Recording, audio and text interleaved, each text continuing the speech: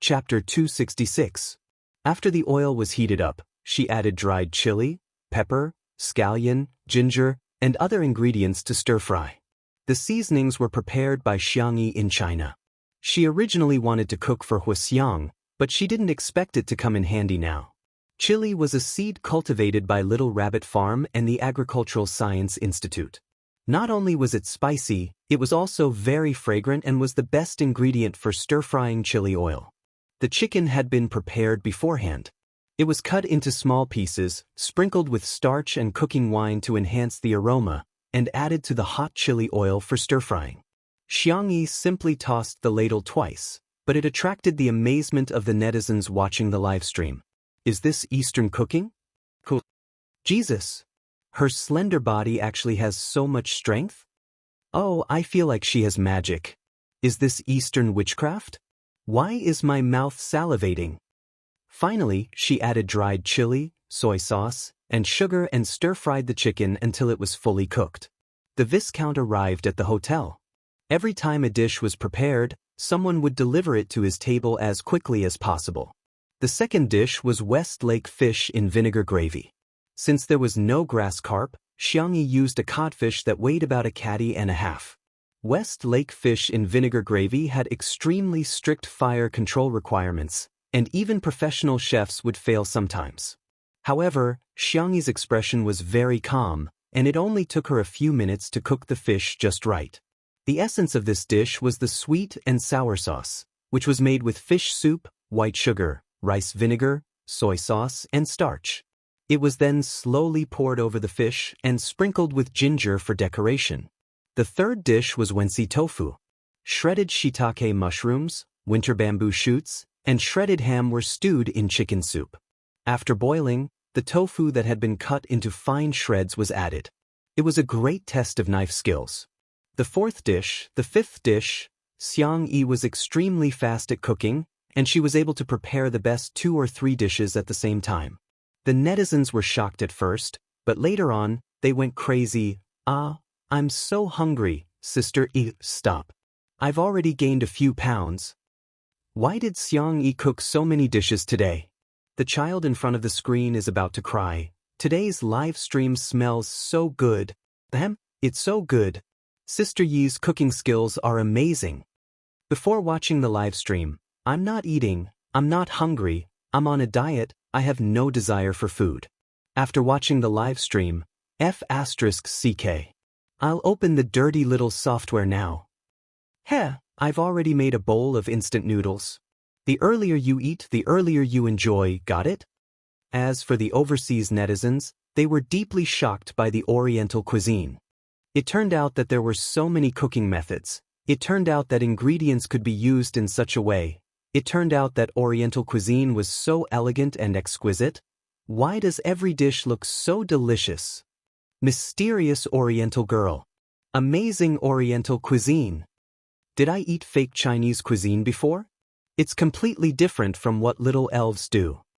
Honey, are you willing to make me a dish? I'm willing to give up everything. When the girl lifted the lid of the last dish, steam rose from the casserole as a classic Chinese dish was simmering in the casserole. Buddha jumps over the wall.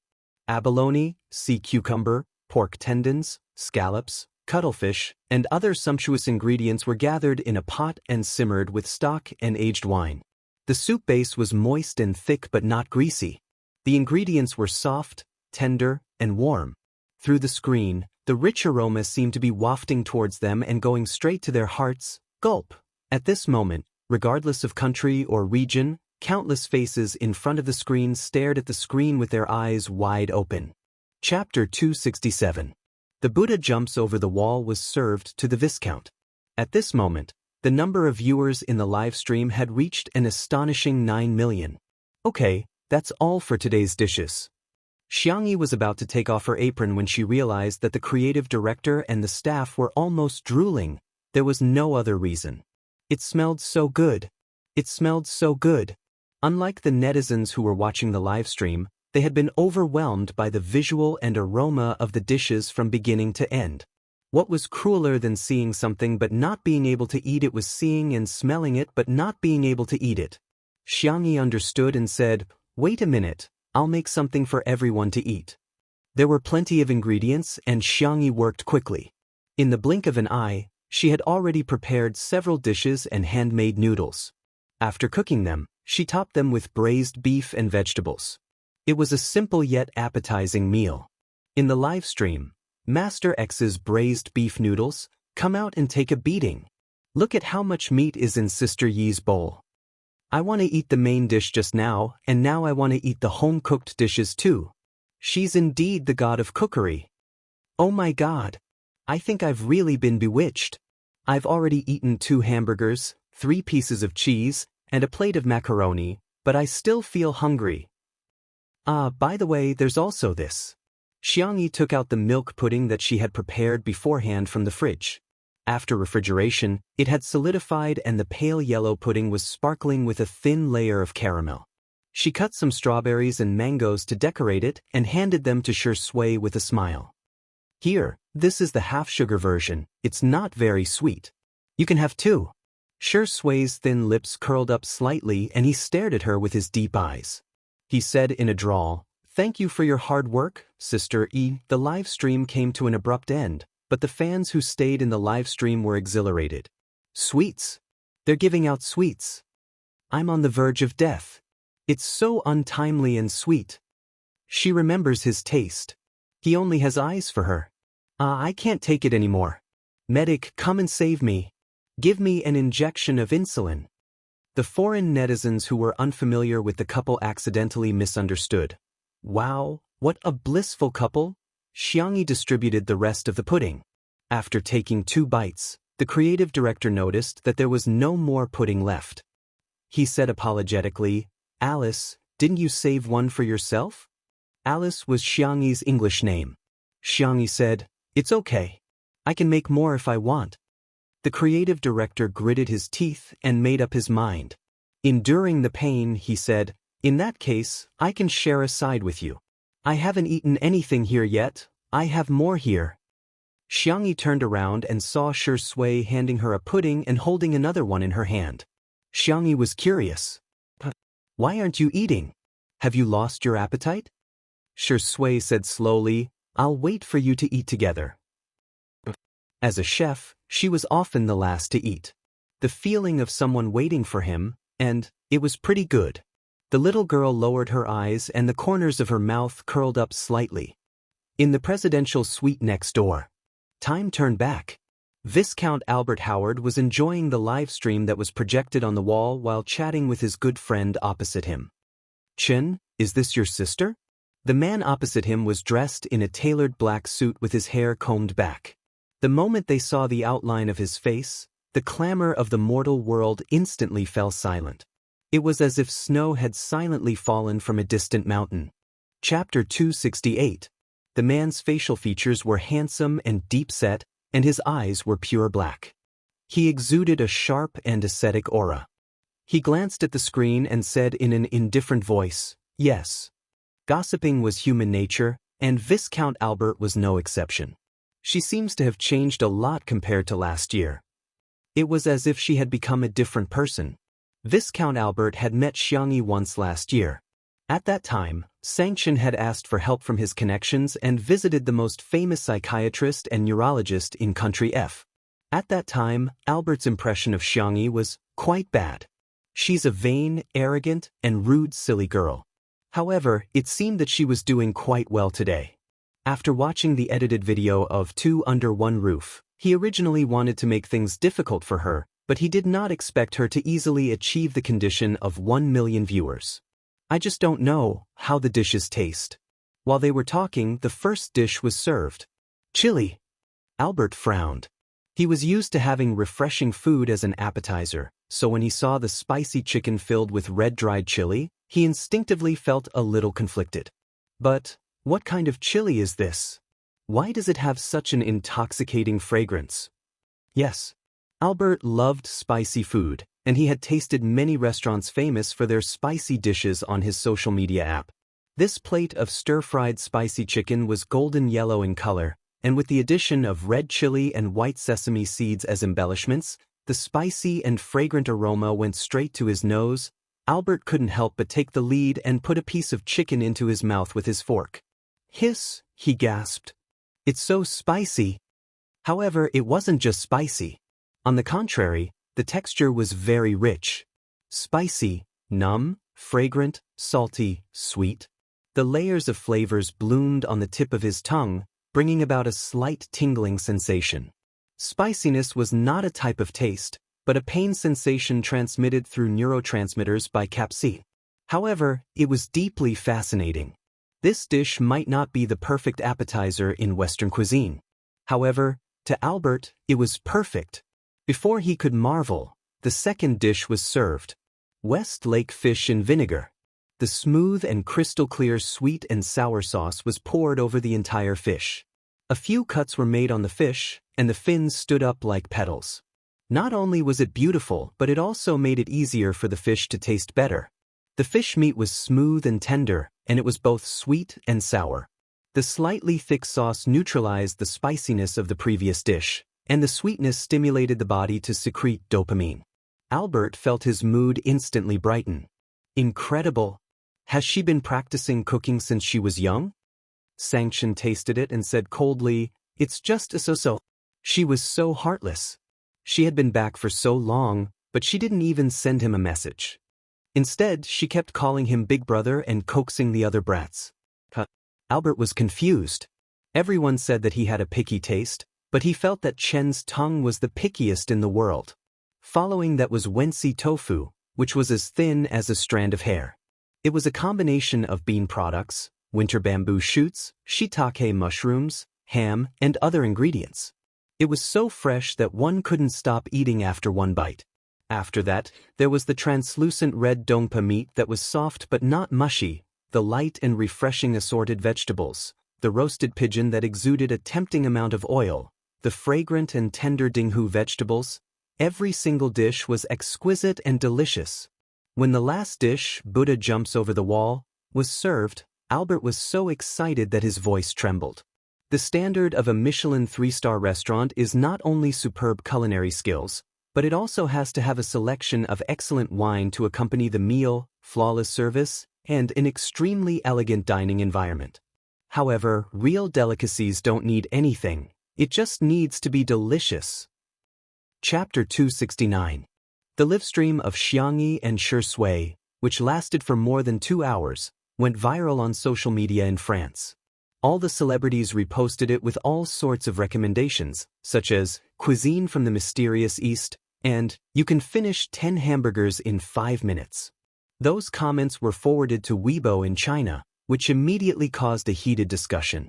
Damn, Shui impressive. She's trending overseas. Come on, what does Jianghu have to do with it? They're all fans of Shui, aren't they? What did Shui do? Didn't they just interact with each other for a while? Are you guys blind? Disgusting, Vase Fairy, please stop sucking our brother's blood. Doesn't your conscience hurt at all? Hee hee, of course it doesn't hurt because she doesn't have a heart. I'm so confused. Do you really think Sister E doesn't have any fans? I'm sorry, I'm just targeting Sister E. I'm dying of laughter. They keep saying that Xiang E is just a vase, but I think Shui is the biggest vase. The CP fans are shivering. Why are they tearing each other apart? In fact, Shui's fans and Xiang's fans had long disliked each other. However, Xiang's fans had always been relatively small in number. However, with the accumulation of popularity of Two Under One Roof, the number of Xiang's fans had begun to take shape.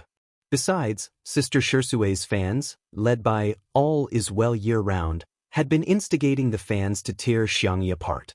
Over time, Xiangyi's fans had accumulated a lot of resentment. This incident was the fuse that completely ignited the conflict between the two groups. Xiangyi's fans held their breaths and began tearing each other apart. They were not weak at all. After a few rounds of tearing each other apart, they were still standing firm, which was quite surprising. In the presidential suite, unlike Viscount Albert's fanaticism, Xiangchen only tasted a mouthful of all the dishes. His chiseled face was cold. He lowered his head to look at his wristwatch and said calmly, "I have an appointment with someone. I'll make a move first." Albert's cheeks were bulging as he looked at Chen Jin in disbelief. Chen, how did you do it? How did you have such a strong immunity to these delicacies? Don't you think it's delicious? Things like immunity, of course, she would get it after eating it a few more times. However, Sanction was too lazy to explain. His next business partner was very important. If Albert had not recognized Xiangyi in the video and insisted on having a taste with him, he would not have wasted his precious time. Nothing can stop me from going to work, Sanction said coldly. As a loafer? Cough. No, a viscount who inherited his family's honor and title, Albert felt offended. Sigh, Chen was good at everything, but he had no interest in life at all. Perhaps, there was nothing in this world that he cared about apart from work. Chen Jin was tall and slender, and his shoulders made his suit look even straighter. His well-ironed black trousers wrapped around his long legs as he strode out of the suite. Buzz. His phone vibrated. He picked it up impatiently and glanced at it, only to see that there was a message notification on the screen. Little Bunny Yi. I treat you to a meal? Little Bunny Yi. My location. Xiang Chen stopped in his tracks. From his sleeves to his collar, he was meticulous and neat. He replied unhurriedly, I'm not free. Ha, she didn't even call him brother. She's really grown up. Chapter 270. Next door. Xiangyi hesitated for a long time. She went from selecting emojis to typing and sending them out. After that, she hid her phone in the corner of the sofa and covered it with a pillow. Then, she ran to the side and tugged at the corner of her clothes.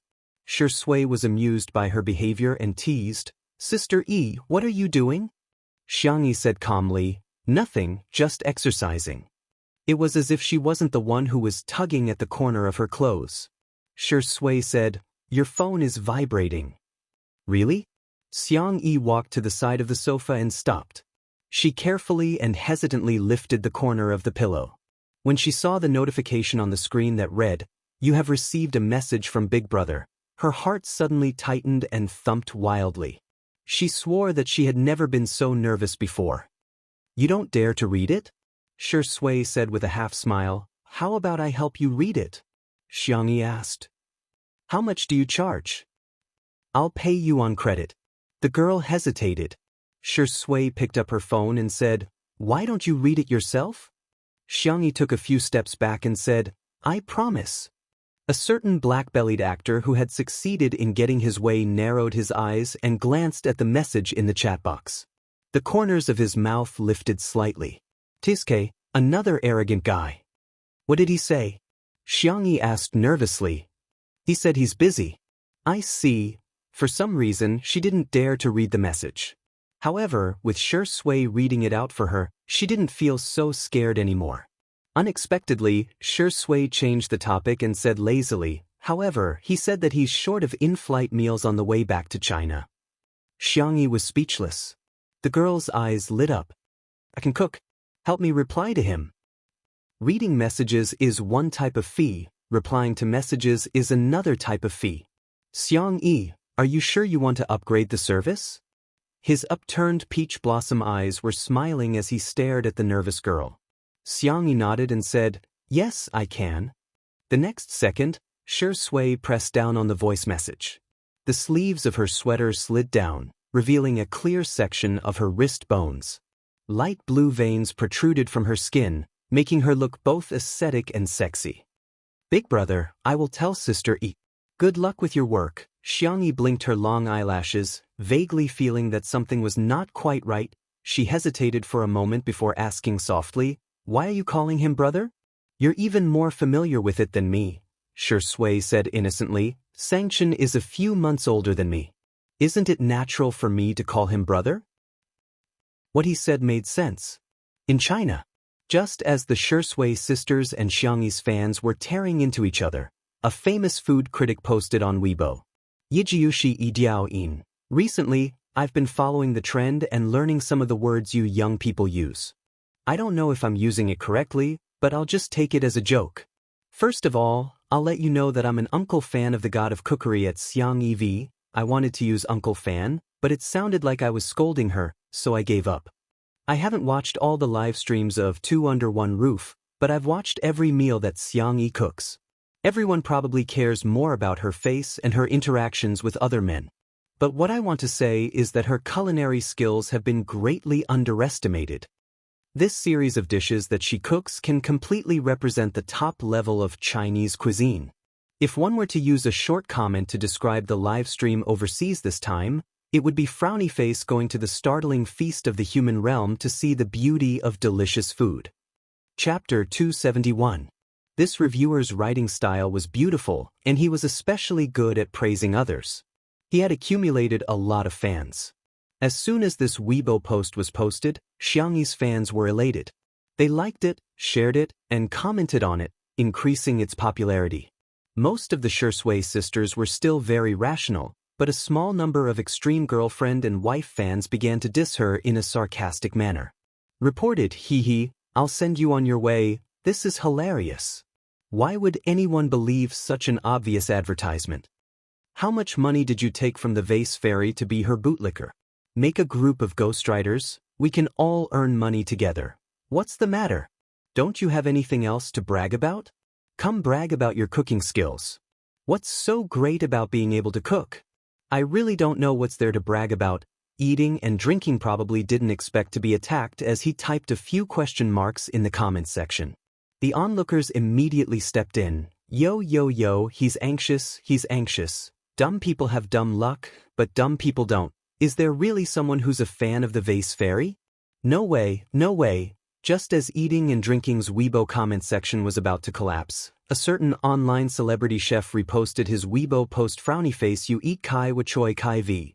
From the perspective of a chef, I really admire this little girl." The first dish, stir-fried spicy chicken, was a classic Sichuan dish. The balance of spiciness and fragrance was a big problem. The second dish, West Lake fish in vinegar, was another hurdle to control the heat. The third dish, Wensi tofu, was a test of knife skills that could dissuade countless amateur chefs. It could be said that every dish displayed at least one kind of top-notch cooking difficulty. Just the most common cooking method of stir-frying, just the tossing of the ladle, the control of the heat, and the seasoning were enough for a normal chef to ponder over for several years, not to mention the aesthetics of the plate, the combination of ingredients, the innovation of the recipe, and so on. The layman enjoyed the show, while the expert appreciated the skill. This little girl's cooking skills were not only top-notch, but among her peers, she was the highest ceiling that could be reached. Xiangyi's fans, well said, well said. Plus drumsticks. Shui sisters, why is there another whitewashing? How annoying. Until the official Weibo account of Wuxia Gourmet Weekly posted a highly rated post, Wuxia Gourmet Annual Magazine V. He is skillful and ingenious, presenting the Wuxia cuisine of frying, cooking, braising, stewing, and roasting. He is young and promising, promoting the traditional Wuxia cuisine culture. He is neither servile nor overbearing, showing an elegant demeanor that is as tranquil as water. Alike for our god of cooking, Xiangyi V. At first, there were people who mocked him. What the hell are you talking about? It's *T. Official blogger, are you embarrassed? I feel embarrassed for you. You only have so few fans, yet you're willing to accept a whitewashing draft to make money? However, these people were soon slapped in the face. Wake up, this annual is more awesome than the Michelin Guide. *T? Do you know that this is the most authoritative food vein in our country? Let's put it this way. This is a magazine that is only published once a year. The restaurants and chefs selected on it symbolize the official recognition of the China Chefs Association. In an instant, the Shui sisters were dumbfounded. Is the vase fairy really that impressive? Xiangyi's fans, on the other hand, were elated and exhilarated. Our sister E is so capable. My son is so outstanding I can't help it. Some Shui sisters, please have some self-respect. Just a second ago, you ignored Xiangyi, but now, Xiangyi is out of your league. Chapter 272. With the official stamp of approval, the Shui sisters couldn't criticize her even if they wanted to. Instead, they were ridiculed by passers-by. Some fans were jumping up and down in anger, while others suddenly came to their senses. Why are there so many people praising the vase fairy? Come to think of it, it seemed that, probably, this woman was quite outstanding. Many people turned from anti-fans to fans, and some even turned from anti-fans to fans of the couple on the spot. Country F. That's great. Viscount Albert has agreed to let us use the castle for the shoot. The creative director screamed excitedly. Shui smiled and said, "Thank you for your hard work." Jianghu said gently, "I'm counting on you for tomorrow's shoot." Okay, I'll make the arrangements right away." The creative director left happily. Shui's phone kept vibrating. He took it out and saw that it was another unknown number. He frowned and hung up the call. It seemed that the phone number had been leaked. He had no choice but to turn off his phone for the time being. In China, all is well year-round had changed more than 10 numbers, sending and calling Shui frantically, but he didn't reply to any of them. Why? Why wouldn't he reply to her? She liked him so much that she had spent a lot of money just to get his phone number. The woman's eyes were full of morbid paranoia. She changed the servant's phone and called him again. However, a sweet robotic female voice sounded from the other end of the phone. "Hello, the subscriber you have dialed has turned off his phone." Turned off his phone? How could he turn off his phone? All is well year-round grabbed her hair and screamed in agony. The next day. It often rained in a city, but today was a rare day of sunny weather. An ancient and majestic building stood halfway up the mountain. The extravagant and gorgeous glass-inlaid windows and sculptures reflected mottled light and shadow. Shui got out of the car first and opened the door for Jianghu like a gentleman. He was chatting with Jianghu in a low voice when he was suddenly interrupted by a voice. "Hey Shui, stay away from my sister." Jianghu looked up in surprise and met the eyes of her third brother, Xiangqi, who was not far away. "Brother!" Xiangqi was dressed so fashionably that even supermodels would be ashamed of their inferiority. He walked toward Jianghu and pulled Jianghu behind him. He stared at Shui warily and said, "You're not allowed to talk to my sister." Shui blinked and looked at Jianghu innocently and pitifully. He lowered his eyes and said to Xiangqi, "Okay, I got it." The moment a handsome, tall, and upright mature man showed a slight weakness, the lethality it brought was many times greater than that of a little puppy. Who could withstand this? As expected, Jianghu wavered. "Brother, you should be more polite to Shui." Before Xiangqi could answer, Shui chuckled bitterly. "It's okay. I'm used to it." Xiangqi. What the hell? Wasn't this person very arrogant before? He's not a good person. Xiangqi was going crazy. Have you forgotten that he used to practice with Big Brother and bully us?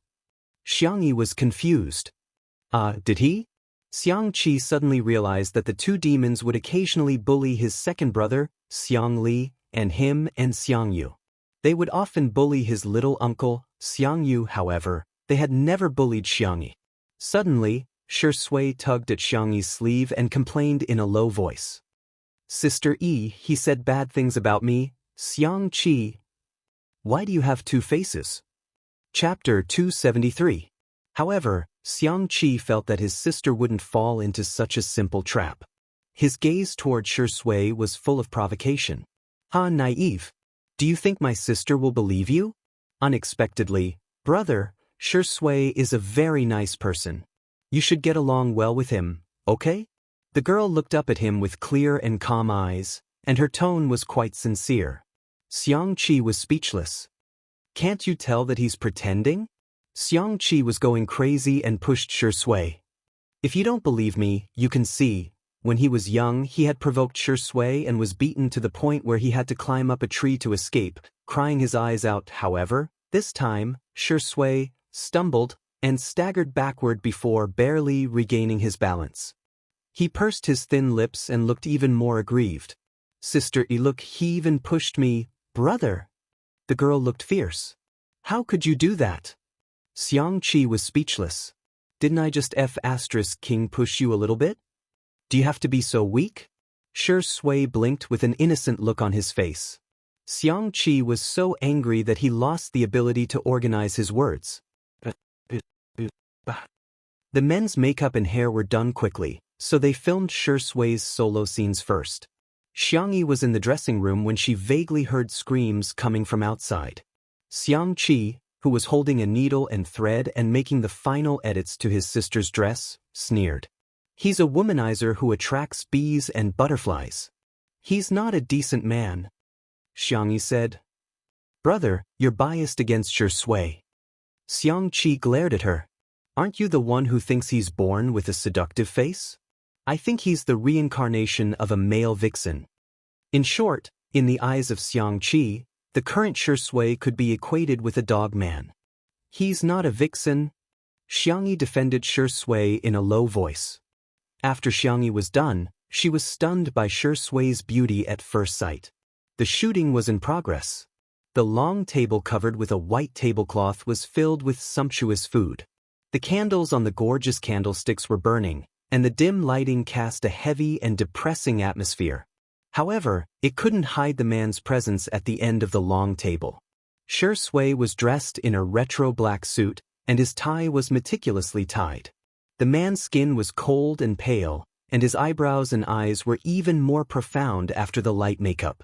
There was a small red rose drawn under the end of his right eye, adding a touch of seductive charm. His performance in the camera was superb. It was like a vivid movie that pulled people into the story. From being a serious gentleman, to the casual devilishness he exuded when he loosened his tie with one hand, to taking out a rose from the vase and casually biting off the petals one by one. His pale thin lips were stained with pink juice, a strong impact hit them in the face. The photographer's hand didn't stop pressing the shutter, and he kept taking pictures. Amazing! It was incredible! This was the most outstanding Asian man he had photographed in all these years. However, when Shi Sui inadvertently saw Xiangyi in the corner, his expression suddenly changed. The frivolous and lazy vampire seemed to have fallen into the mortal world at this moment. His gaze was as gentle as the wind rustling the cherry trees in March. He seemed to have realized that he had lost his composure.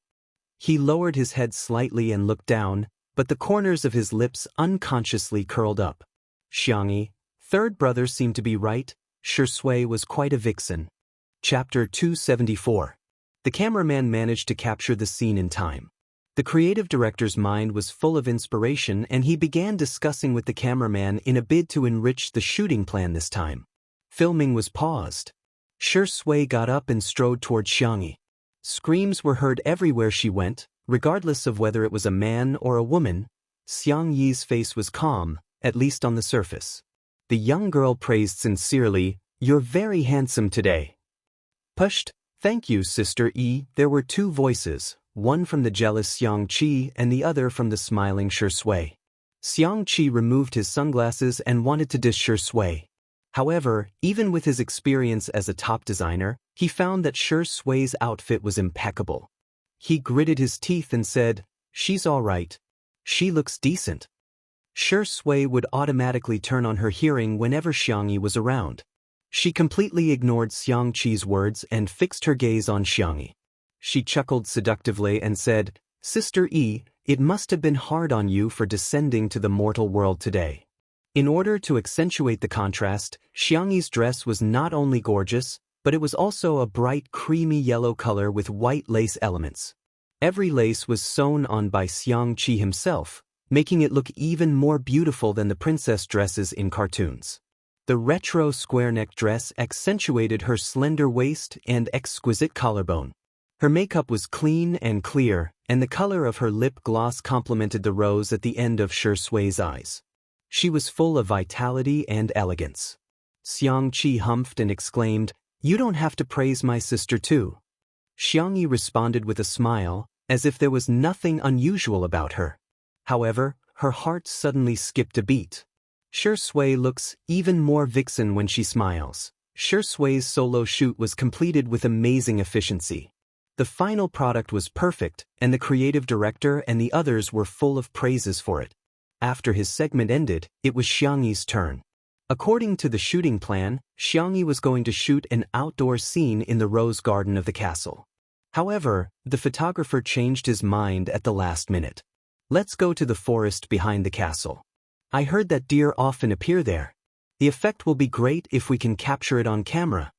Xiang Yi cooperated with him in a good mood. However, when they arrived at the forest, the photographer's attitude was perfunctory. After taking a few photos, he began to question Xiang Yi. Your movements are too stiff. Do you even know how to pose? Oh, that's not the effect I wanted at all. Xiang Yi frowned and asked to take a look at the photos, but she was flatly rejected. You are not qualified. After struggling for more than half an hour, the staff were all exhausted. It was inevitable that they would look at Xiang Yi with dissatisfaction. Although they felt that there was nothing wrong with Xiang Yi's gaze and pose, Steve was a professional photographer. Hence, there must be something wrong with Xiang Yi.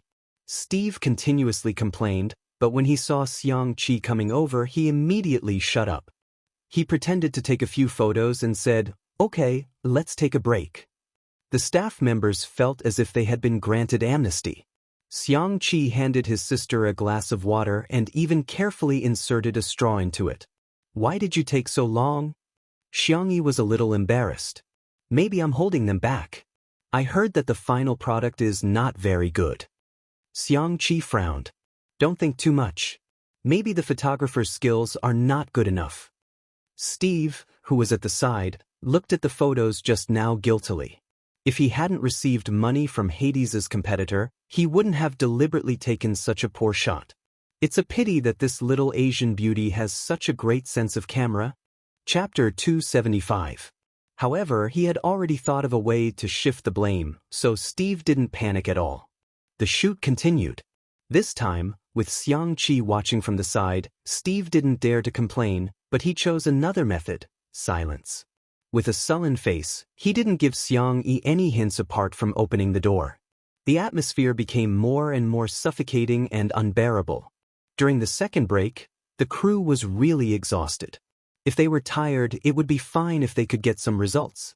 However, they were so tired that they couldn't even look at the photos. This kind of tiredness was meaningless. Some people couldn't help but complain on social media. Coincidentally, international surfers saw this post and reposted it back to China. Sheng sheng bu luo gu bu luo bu luo bu luo bu luo bu luo. I found a smuf account of a fashion magazine staff member of her performance is terrible. After working for half a day, there isn't a single photo that can be seen. The photographer wanted to shoot deer, but when she went into the forest, not a single deer showed up. I think she's a cursed girl. Let's be honest. Not only is Xiang Yi unlucky, she's also a fashion black hole, right? As soon as this Weibo post was posted, someone immediately retorted, Sister E is a fashion black hole? Come on, her red carpet appearance at Tomato Entertainment's annual gala was perfect. People call her a vase fairy every day, which actually means that her looks are really good. There were also people who gloated, looks don't equal temperament. Some people are just nouveau riche no matter how much they promote themselves. For an international fashion magazine like KSE, what they want is a sense of high-end fashion expression, okay? Not everyone has that. With the attention of passers-by, this Weibo post slowly became popular. When the Shui sisters saw it, they couldn't help but criticize it again. It wasn't easy to find something to criticize, so of course, they couldn't miss it. At the castle, Viscount Albert invited a guest to dinner. It was the editor-in-chief of Miss Sophia. He had been pursuing Sophia recently. After the two exchanged pleasantries, he tried to invite Sophia to go hunting together. Although we haven't seen deer in recent years, we can still hunt pheasants or rabbits. If you're interested, we can go on horseback. Sophia smiled and turned him down. She took off her plain, wide-brimmed hat and asked the creative director about the progress of the shoot. This is Sui's solo photo. The creative director showed the photo to Sophia on the computer. The photo had not been edited, but it was stunning enough. Sophia nodded her head in satisfaction. She had a feeling that this issue of the magazine would sell well. Where's Alice's picture? She and Hades were good friends. This time, the double magazine cover was also a favor to Hades. She knew that Xiang Qi and Xiang Yi were siblings. The photos haven't been sent over yet. Actually, some of the photos had been uploaded, but none of them were presentable. The creative director was disappointed, But he also wanted to secretly buy some time for Xiangyi. Perhaps, Xiangyi would be able to get into the groove. He was worried that Sophia would replace Xiangyi after seeing those trashy films. As the big boss, Sophia was gentle in her daily life, but she was resolute in her work. She was the famous Iron Blood Empress. At this moment, the photographer, Steve, returned. At the thought of the huge sum of money that he was about to receive, the corners of his mouth curled into a smile. However, when he saw Sophia, his expression instantly froze. Big boss, why is she here? Chapter 276. The creative director's heart skipped a beat. I wonder how Xiangyi's shoot went. It's all my fault. I've been working on perfecting the two-person shooting plan and neglected Xiangyi. Sophia said calmly, let me take a look at Alice's photos. The photographer hesitated for a few seconds before taking out the DSLR's memory card. His hands were trembling slightly. He imported the photos and previewed them. A set of trashy photos appeared in front of everyone.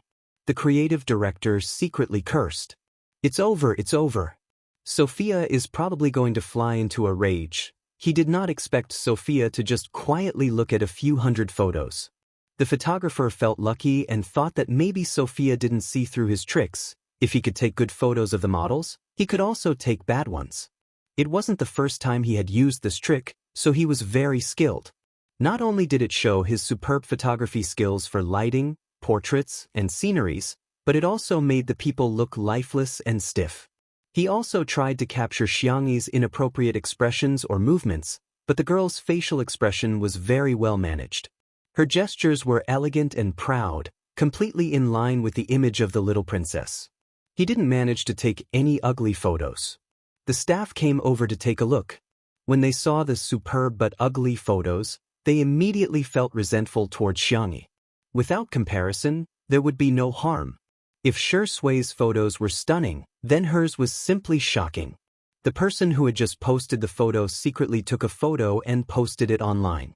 She thought that since no one paid attention to her account, she might as well post it.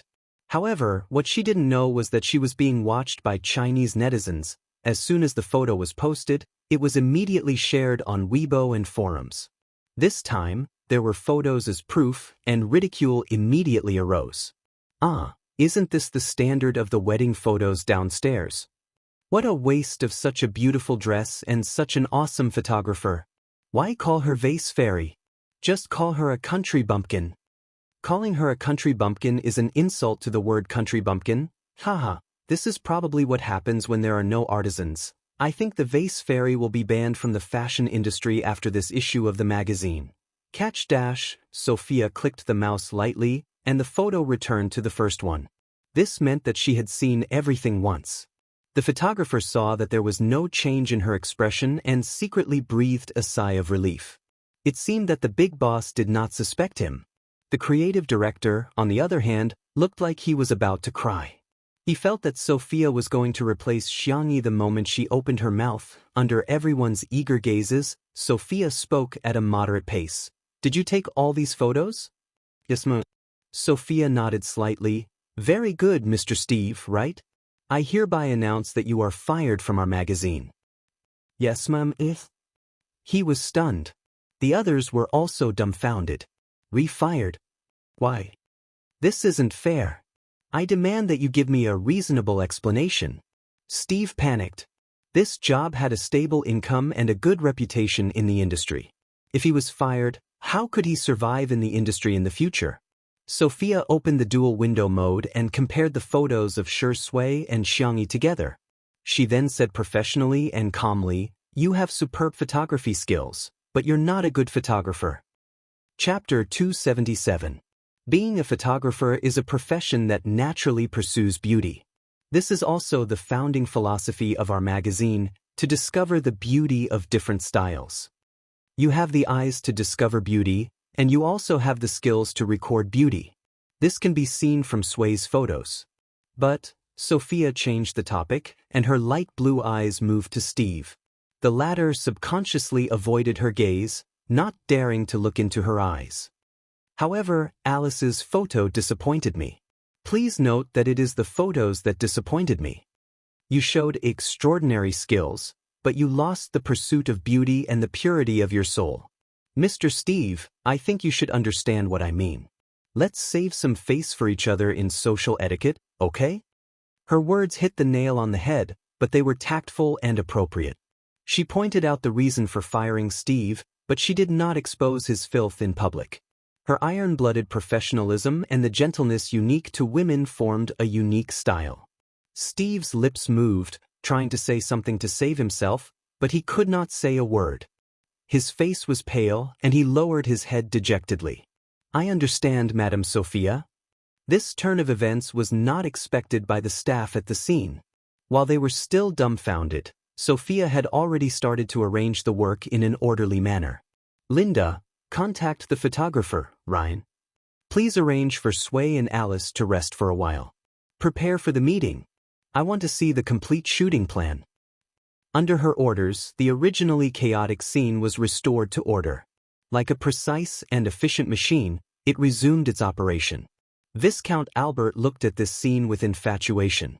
Oh God, this woman is too charming. Jianghu had nothing to do, so she got Viscount Albert's permission and went to the kitchen to make some snacks. The light yellow round pancake emitted a faint fragrance. Xiangqi thought that it was his sister's biscuit, so he opened his mouth to eat it. However, he was stopped.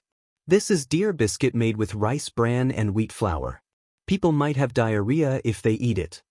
Xiangqi's focus was obviously different from ordinary people. He blurted out, "Is it delicious?" Xiangqi slowly typed a question mark. "Just don't eat it," she said. However, Xiangqi didn't believe her. While she wasn't paying attention, he secretly bit off half a piece and chewed like a little hamster. Although the taste was a little bland, it was made by his younger sister. For a crazy siscon, this was the best food in the world. Ryan, the cameraman who saved the scene, arrived as soon as possible. Because of the change of cameraman, Sway's part also needed to be res-hot. But considering the problem of lighting, Jianghu was the first to be shot this time. Viscount Albert noticed Xianghu's deer biscuit and sighed. You want to use this to lure the deer over? That's impossible. There hasn't been a deer around the castle for many years. The deer in the nearby forest was a rare and protected species. They had white spots on their bodies, and the horns of the male deer were especially beautiful. However, they were especially ferocious, and there were records of them attacking humans in the early years. Unfortunately, they were becoming rarer and rarer in recent years. Some experts speculated that the herd might be endangered or even extinct. Before he could finish his words, a pair of furry, pointy ears popped out from the dense forest. Albert. Everyone held their breaths at the same time and stared in shock at the young deer that suddenly appeared. Chapter 278. The fawn's fur was very light, and it was dotted with white spots. Its limbs were slender and elegant. Perhaps it was because it was a female deer or because it was too small, it did not have antlers on its head. It only had two furry pointed ears, like an elf loved by the goddess of nature in the forest. At that moment, its round deer eyes were fixed on the deer biscuit in Xianghu's hand. An unbelievable guess surfaced in everyone's minds. Could it be that this fawn had appeared just for a bite of food? Jianghu blinked, lifted her skirt, and walked toward the fawn. Viscount Albert reminded her softly, "Be careful. This breed of deer is very ferocious." The next second, the fawn ran to Jianghu and bit the deer biscuit in her hand. In the silent surroundings, the sound of the fawn chewing was particularly clear. As the fawn ate, it took the initiative to rub against Jianghu's palm. Jianghu was slightly stunned. Then, she laughed and gently rubbed its little head. The fawn closed its eyes comfortably, as if it had reached the peak of its life. Everyone was speechless. What happened to being ferocious? It was clearly so docile that it had no boundaries. Viscount Albert's heart was about to break down. Back then he had been poked in the butt by a stag. Needless to say, he was a hooligan. Could it be that this little brat was more obedient? Ryan took a few photos, but the angle was not ideal. Just as he was about to continue, the fawn nimbly darted back into the forest. It ran very quickly. He could only give up and choose a scene with ancient trees and flowers to shoot. Without the photographer tampering with the photos, the shoot went exceptionally smoothly. The young lady had an excellent sense of camera angles, and she was very fashionable. Every photo was as beautiful as a pictorial. It was simply better than the rubbish photos taken by Steve. Perfect! Ryan was excited. Sophia was also very satisfied after looking at the finished photos. Everyone was about to call it a day and return to the castle when they suddenly heard rustling sounds. Looking in the direction of the sound, they saw at least a dozen deer gathered in the depths of the forest. Everyone was speechless. What? Not only did it freeload on its own, but it even brought its family along. The leading fawn was quite bold. It rushed to Xiangyi's side like a gust of wind and said in its childish voice, "Yo, everyone thought, is she acting coquettishly? Did you bring your family here?" Xiangyi smiled. "Fortunately, I made a lot of deer biscuits." She took out the remaining deer biscuits and did not rush to feed them. Instead, she placed them some distance away from the herd of deer. Then, she returned to her original position and quietly fed the deer. Gradually, a deer took light steps forward and sniffed the deer biscuits, instantly. The buck with beautiful and huge antlers was like a kitten that had seen catmint. It bit the deer cake and swallowed it. He swallowed it. The other deer also rushed over. Albert was in a daze. He suddenly realized that the reason why the deer attacked the humans so frequently was not because they wanted to eat them, right? He carefully recalled that when he was being chased, he seemed to have been eating strawberries. The photographer, Ryan, could not hide his excitement. He stood or squatted, and in order to get a special angle, he even lay on the ground and kept shooting with his SLR camera. It was too beautiful. It was as if the telephoto lens in a movie was zooming in slowly. The flowers and ancient trees outlined the colorful background like an oil painting. The deer and the young lady formed a harmonious natural rhythm. Even the light and shadow were warm and bright. The towering castle in the distance was reduced to a foil. All the beautiful scenery in the world could not compare to this moment. Chapter 279. All the beautiful moments were captured by the photographer's camera and turned into eternity. In the end, each photo was breathtakingly beautiful. The most innocent and naive little princess and the pure and flawless fawn, the artistic atmosphere was overwhelming. Everyone was full of praise for this set of photos. Next, Shui's shoot went very smoothly. He still maintained a high standard of performance and vividly portrayed the vampire in the dark. Then, it was time for the highlight of the day, the two-person shoot. Sophia and the two of them talked about the shooting plan again. Unlike the abstract concepts in the past, this time, they gave them a script-like existence. What we want to express is a sense of story through the depths of the photos.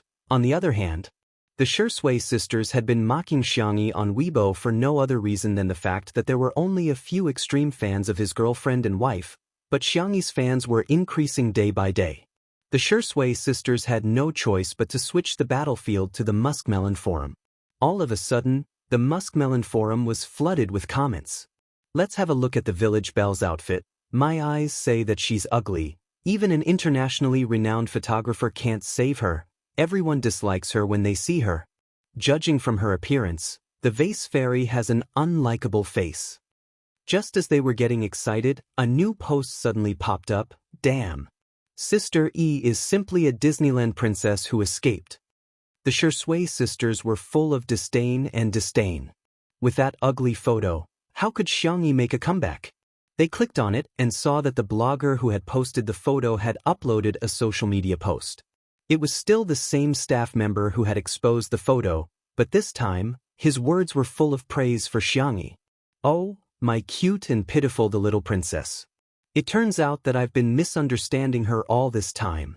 It's not that there's a problem with her performance, but rather, it's the photographer's problem. Moreover, she made a kind of food called lubbing, which actually attracted a herd of deer that hadn't appeared for many years.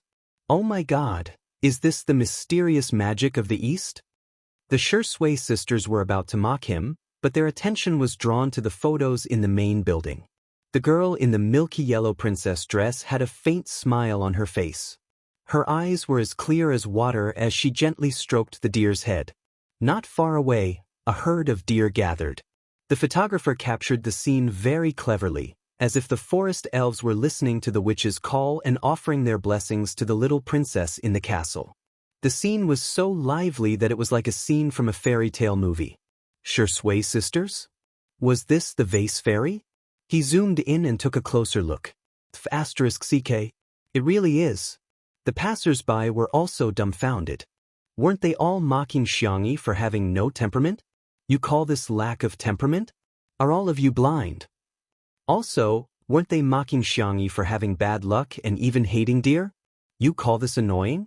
There were more than a dozen deer in the photo, and all of them were looking at Jianghu eagerly. Especially that little deer.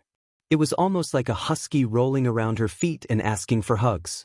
This was simply a deer pet's original pet. Haha, she has amazing magic. She's magical girl Jianghu. Amazing, this photo is really beautiful. It's like a different photographer. Awesome. What kind of Mary Sue persona is Jianghu using? She can attract so many deer just by making some random deer biscuits. She's stunning enough alone, what's more when the two of them take a photo together. I must buy this issue of the magazine. Chapter 280. The Shui sisters, who had finally found something to criticize, were dumbfounded once again. There was even a post on the Melon forum about Sister Yi's face-slapping moments. The face-slapping is like a gust of wind. Sister Yi's face-slapping is like a tornado. The post was full of humor and the comments were hilarious. Even the Shui sisters were ridiculed. There were also video bloggers who created short videos of themselves. The Shui sisters mocked Jianghu for not being able to buy a plane ticket. A photo of Jianghu holding a shovel and cooking a large pot of vegetables appeared on the screen, accompanied by a magical sound effect of slapping someone. Do I need a reason to slap you? The Shui sisters mocked Jianghu for not being able to book a hotel. Slap. Slap. Do I need a reason to slap you? The Shui sisters mocked Jianghu for not having a good temperament. Slap. Slap. Slap. Do I need a reason to slap you? The short video was simple to make, but it was especially brainwashing. Soon, it went viral and attracted hundreds of thousands of likes. The Shui sisters who were causing trouble were completely embarrassed. Shui's official fan club also issued a statement and called on everyone to follow their idols rationally and civilly. In the castle, the two-person shoot officially began. The lights were dim, the candlesticks were burning, and the red wine glasses reflected a sultry light. Ryan tried to take a few shots and looked down to check the photos. Both of them had a good sense of camera angles and were stylish. However, there was no intimacy. Ryan said tactfully, "Can the two of you interact with each other a little? It doesn't matter if it's physical contact or eye contact." Hence, the two of them slowly moved a few centimeters closer to each other. Ryan was speechless. It's like a sudden and ambiguous atmosphere in a romance movie. It's like a heart-pounding first love. Ryan tried his best to express the feeling he wanted. Jianghu was speechless. "Sorry, this is beyond my scope." In the fast-paced world she transmigrated to, she played the role of an assistant between the male and female leads. However, she had never been in a relationship before. She racked her brains and wondered if she should hold onto Shui's arm. All of a sudden, a pair of warm hands appeared at the back of her neck and pressed the back of her head down. Huh?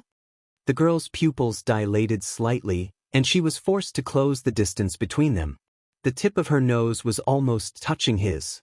Bang, bang, bang.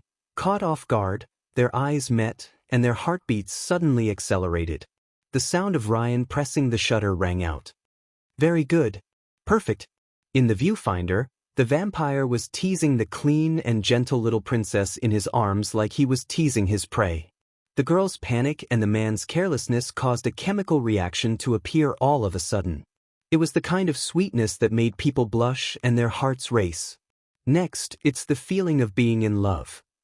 Clayan continued, bewitching, falling, indulging, passionate, colliding. For Shui, it was a piece of cake for her to play an affectionate role. His peach blossom-shaped eyes seemed to be naturally affectionate, especially when he smiled. It was as if there was a deep and dark pool in his eyes. He smirked and was thinking about how to bring Jianghu into the role when she suddenly grabbed his tie and tugged it down forcefully. The man leaned forward cooperatively and glanced at the girl in front of him with a smirk, as if her trick had no effect on him. In the next second, the girl gently touched his protruding Adam's apple with her other hand and then moved her fingers all the way down. Wherever her fingertips touched, it was as if little flowers of electricity had bloomed. The gaze in Shui's eyes changed instantly. Chapter 281. His Adam's apple instinctively moved twice in a sensual manner. However, the initiator of it all still remained calm and raised her eyebrows at him. She seemed to be provoking and seducing him. Shui's dark eyes were covered with a layer of gloomy and obscure light. He licked the corners of his lips and the smile in his eyes spread wide, making him look extremely bewitching and devilish. Jianghu was speechless. She was just imitating a girl who was particularly good at seduction in the transmigration world. I seem to have gone a little overboard. Shui, don't smile like that, I really can't take it. Ryan exclaimed in awe. The sound of the shutter clicking filled the air and only stopped after a long time. The photos were synchronized to the computer at the side, and Sophia immediately took a liking to a certain photo. She held her breath. Although she had seen a lot, she was still amazed by the beautiful scenery today.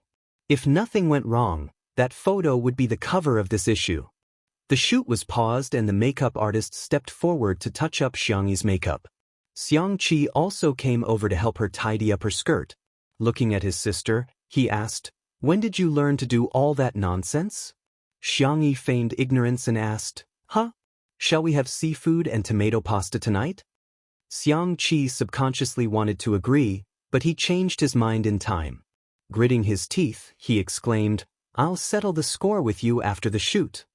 On the other hand, Shui was drinking water calmly, as if everything that happened just now did not affect him at all. However, his habitual action of reaching for his cigarette box betrayed his thoughts. Shui had never felt so terrible about quitting smoking. He felt like he desperately needed something to calm himself down. Otherwise, he would keep replaying the scene of her cold and soft fingertips touching his Adam's apple. It was very annoying. The shoot began again, but to Xiangyi's surprise, the scene changed to a bedroom. It was still the bed in the bedroom. She repeatedly confirmed it twice before accepting the reality. She did not show it on her face, but she was still a little flustered.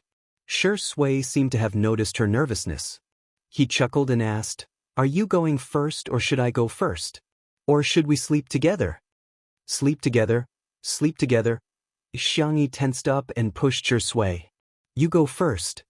In the end, she did not know if it was because she did not control her strength well or because Shui did not control his center of gravity well, but he fell onto the bed and stared at her innocently. The crew members on set were looking at Xiangyi's gazes too. This little Eastern beauty, can't wait for the big Eastern beauty. Jianghu, she was Adams.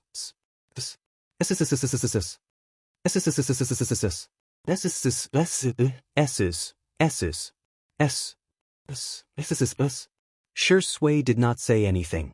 He just stared at Xiangyi and smiled. Xiangyi whispered, "Have you been on the cover of a magazine before?" Shui, "Yes." Xiangyi, "No wonder you're so good at acting." The man raised his eyebrows. At such a close distance, there was an uncontrollable ambiguity fermenting in the air, diffusing and dispersing in the air. He seemed to be gently wrapping his arms around the girl's waist, but in fact he was full of strong possessiveness. He whispered in her ear, "I've never interacted with anyone before. Our sister E is the first." Chapter 282. Shui seemed to have said something, but Xiangyi's mind was blank and she didn't hear it clearly. She only remembered that his breath was hot. Unbeknownst to her, this scene was extremely beautiful in the viewfinder of Ryan's camera. The little princess, who was in love, was confused and helpless. Her eyes were blank. The vampire, who had finally succeeded, had a strong sense of aggression and danger in his eyes. She was in a mess but obsessed. She was drowning but unwilling to struggle. Redemption? Sorry, there's no need. Please follow me and fall into darkness together. The last set of scenes was full of symbolic meaning. The little princess was standing by the window. Behind her was the vampire who was holding her waist and restraining her. The man's lips were only half an inch away from her fair neck, but he hesitated and didn't bite down. The next second, the little princess raised her hand and closed the window. The last trace of light in the castle disappeared. Everything was shrouded in darkness, as if time had been sealed and the past had been locked. However, in the retro-carved mirror, there was a reflection of their interlocked hands. "Okay, that's it," Ryan announced the end of the shoot. Only then did the crew wake up from their daze. It turned out that they had unknowingly been substituted into the story. This story wasn't exactly a fairy tale love story. On the contrary, it was a little dark, but it was more shocking and memorable. Ryan and the others went to watch the film. Jianghu stood rooted to the ground and didn't come back to her senses. It wasn't until Shui flicked her forehead that Jianghu looked up slowly. Shui said calmly, "It's just a story." Jianghu. Yeah. She was just in a trance for a moment. Were the lives she saw when she was traveling through worlds real or illusory? Were they just insignificant stories? Jianghu. Shui suddenly called her full name. He didn't use his usual teasing tone.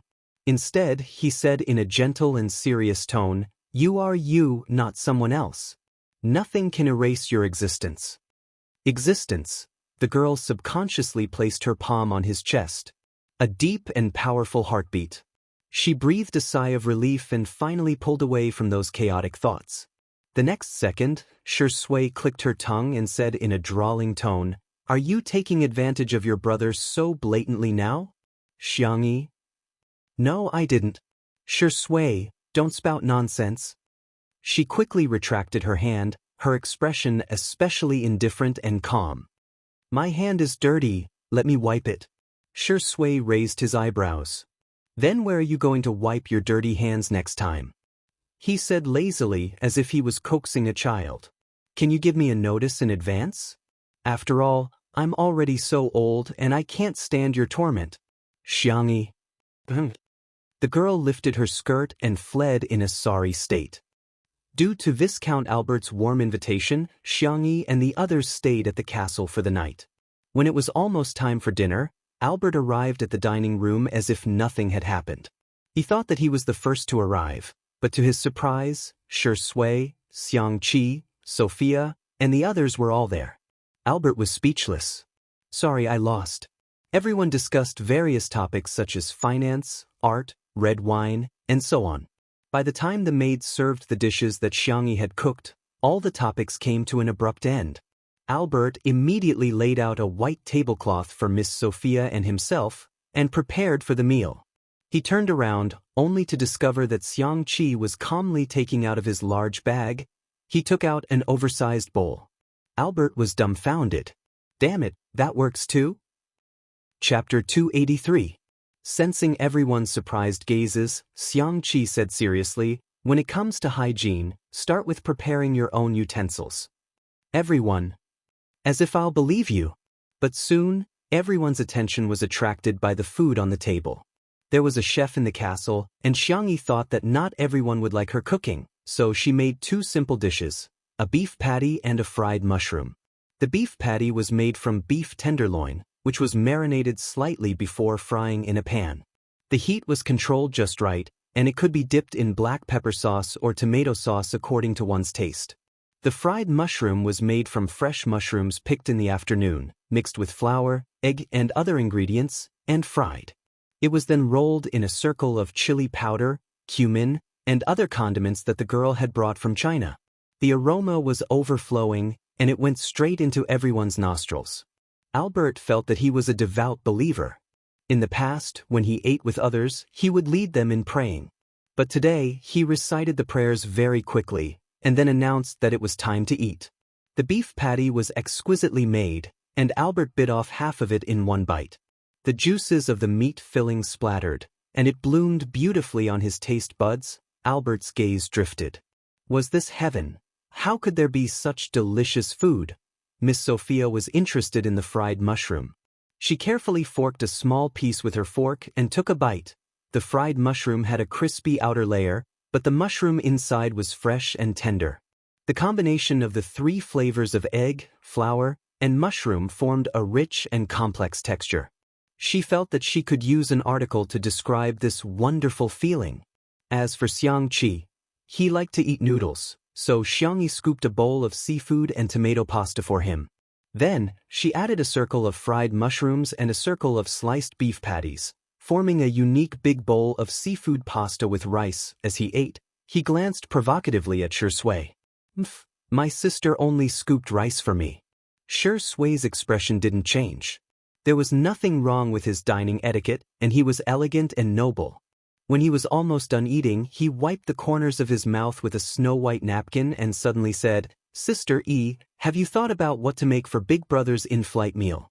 Upon hearing the word Big Brother, Xiangqi instinctively sat up straight, even forgetting to chew the pasta at the corner of his mouth. Xiangyi nodded. "Yes, I'll make Big Brother's favorite dishes." She tilted her head and looked at Xiangqi. "Big Brother, do you want to accompany me?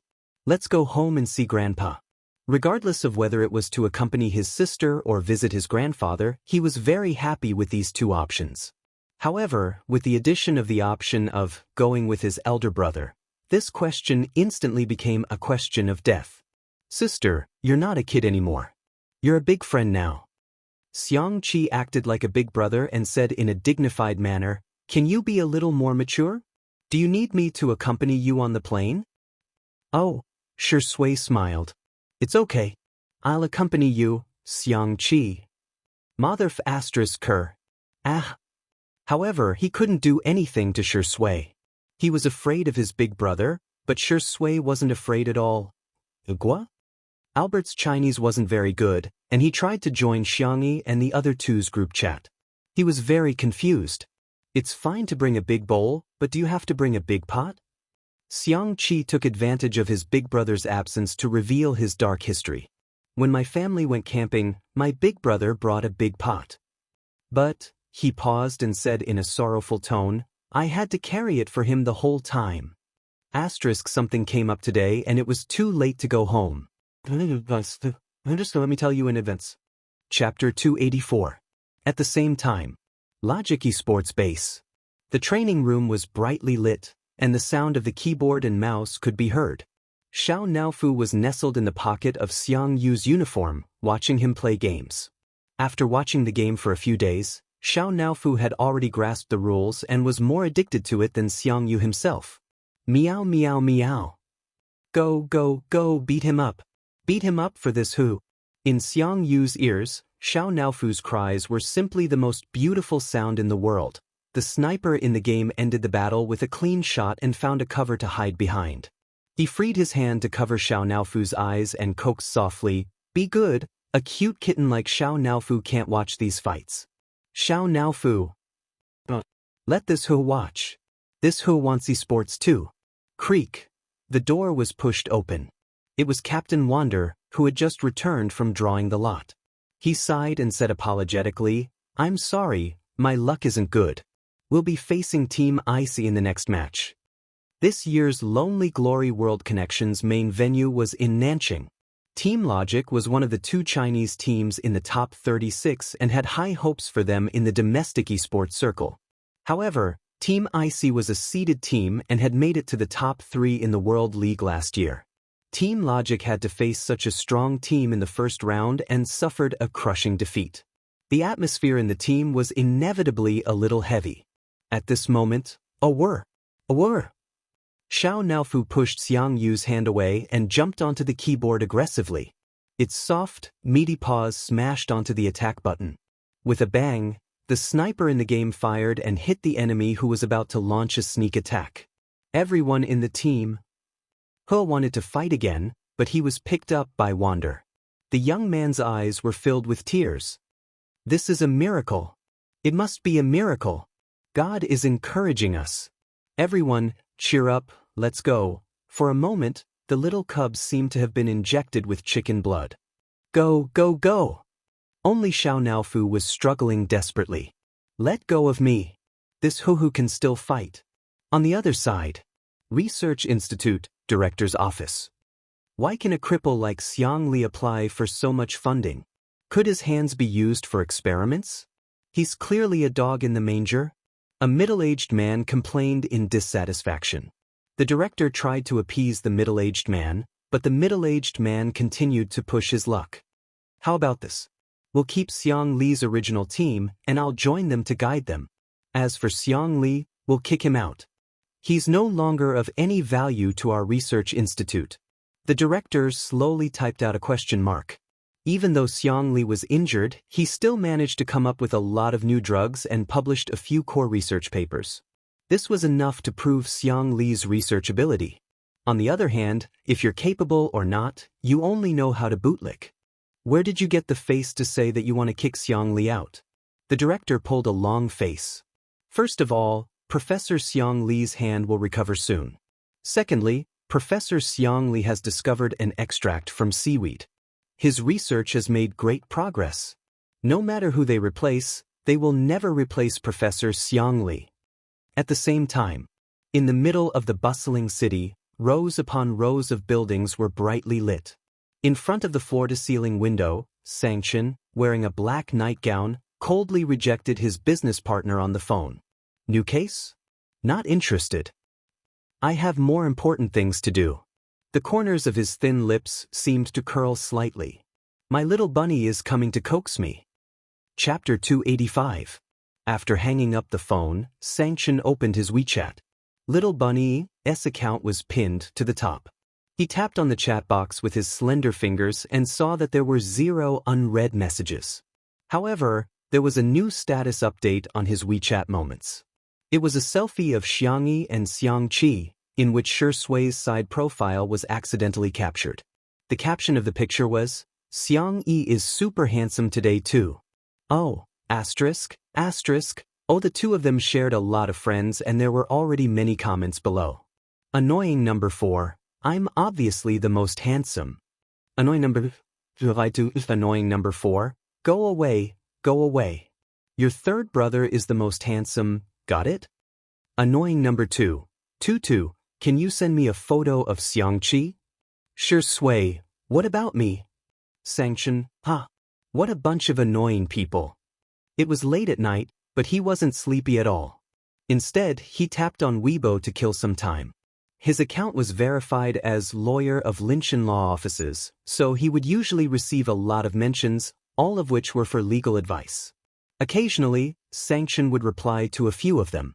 Today, as usual, he scrolled through the list and scrolled past a comment that read, "May I ask if you've accepted a case for public welfare legal aid?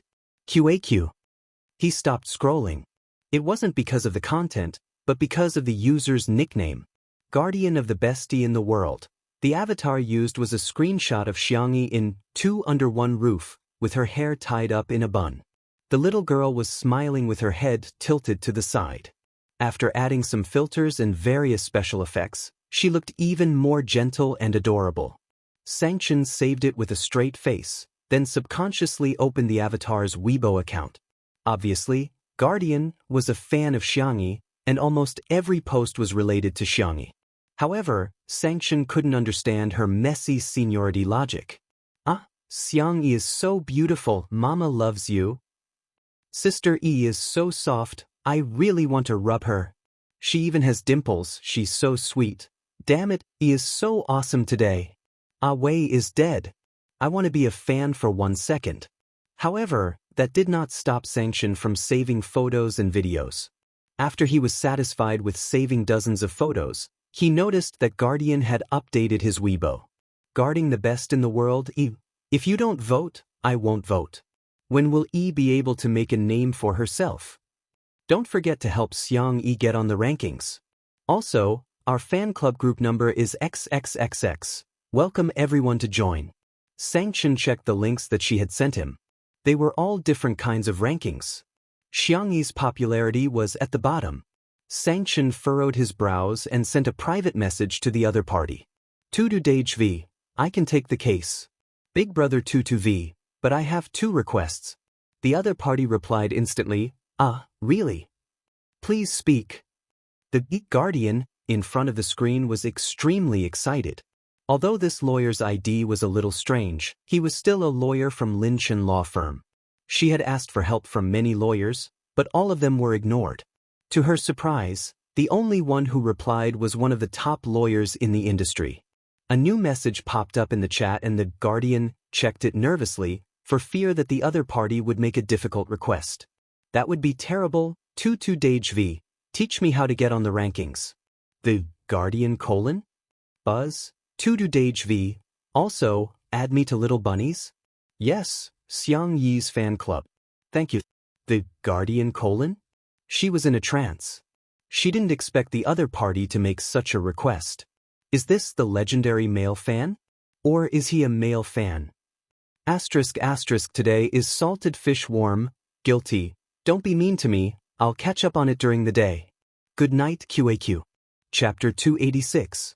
Probably because she didn't reply, the other party sent another message. 22 Big Brother V. What's the matter?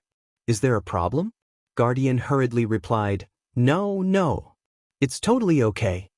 Then, this brother fan very professionally asked her to send him the details of the case. In order to make it easier to contact him, he even gave her a WeChat signal. Guardian added him as a friend nervously and quickly accepted it. She checked this brother fan's WeChat moments and realized that he didn't set it to be open within 3 days. However, there were only a few posts in total. They were from 2 days ago, a year ago, and a year and a half ago. 2 days ago, I'm on annual leave, please contact my assistant Gu Jingxi for work matters. A year ago, Little Bunny ran away from home.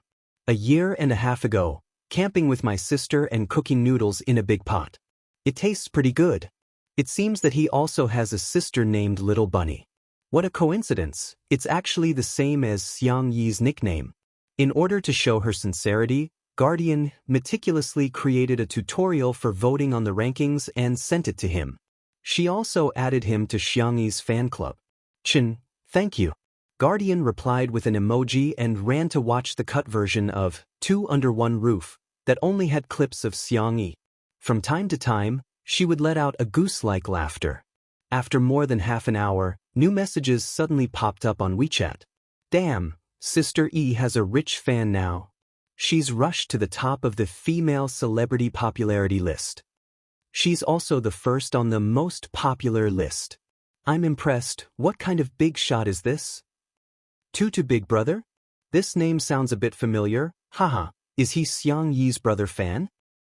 Guardian froze for a moment and went to check the various major rankings, only to find that this brother fan was a typical person of few words and was good at gambling. He was also very generous with his money.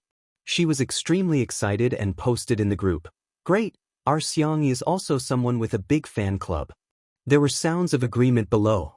Suddenly, Tutu Big Brother, someone bullied her? The group was silent for a few seconds. In an instant, everyone was worshipping the big boss with slipping hair and kneeling emojis.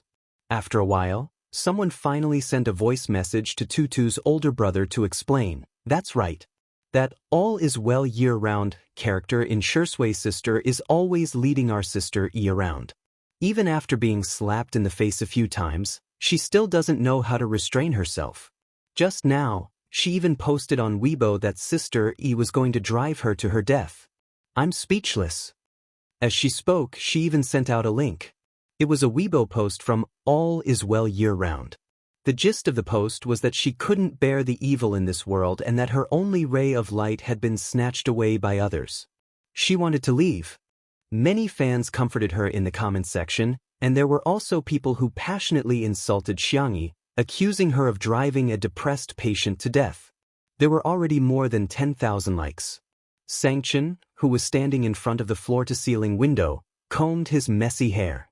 He never liked listening to long speeches, but he patiently finished listening to the lecture. TSK. How dare they bully his little bunny? Tutu Big Brother? Got it. Tutu Big Brother. The internet is not a lawless place. I will send a lawyer's letter to all the Weibo users who insulted Xiang Yi. The group members thought that he was joking, but they didn't expect that about 10 minutes later, Linchen Law Firm's official Weibo account actually posted a statement frowny face Linchen Law Firm v. The internet is not a lawless place. The attached picture was a lawyer's letter with at least a few hundred Weibo users' names on it. In an instant, the foul-mouthed Shursui sisters panicked. Chapter 287. Weren't they just angry and scolded Xiangyi a little?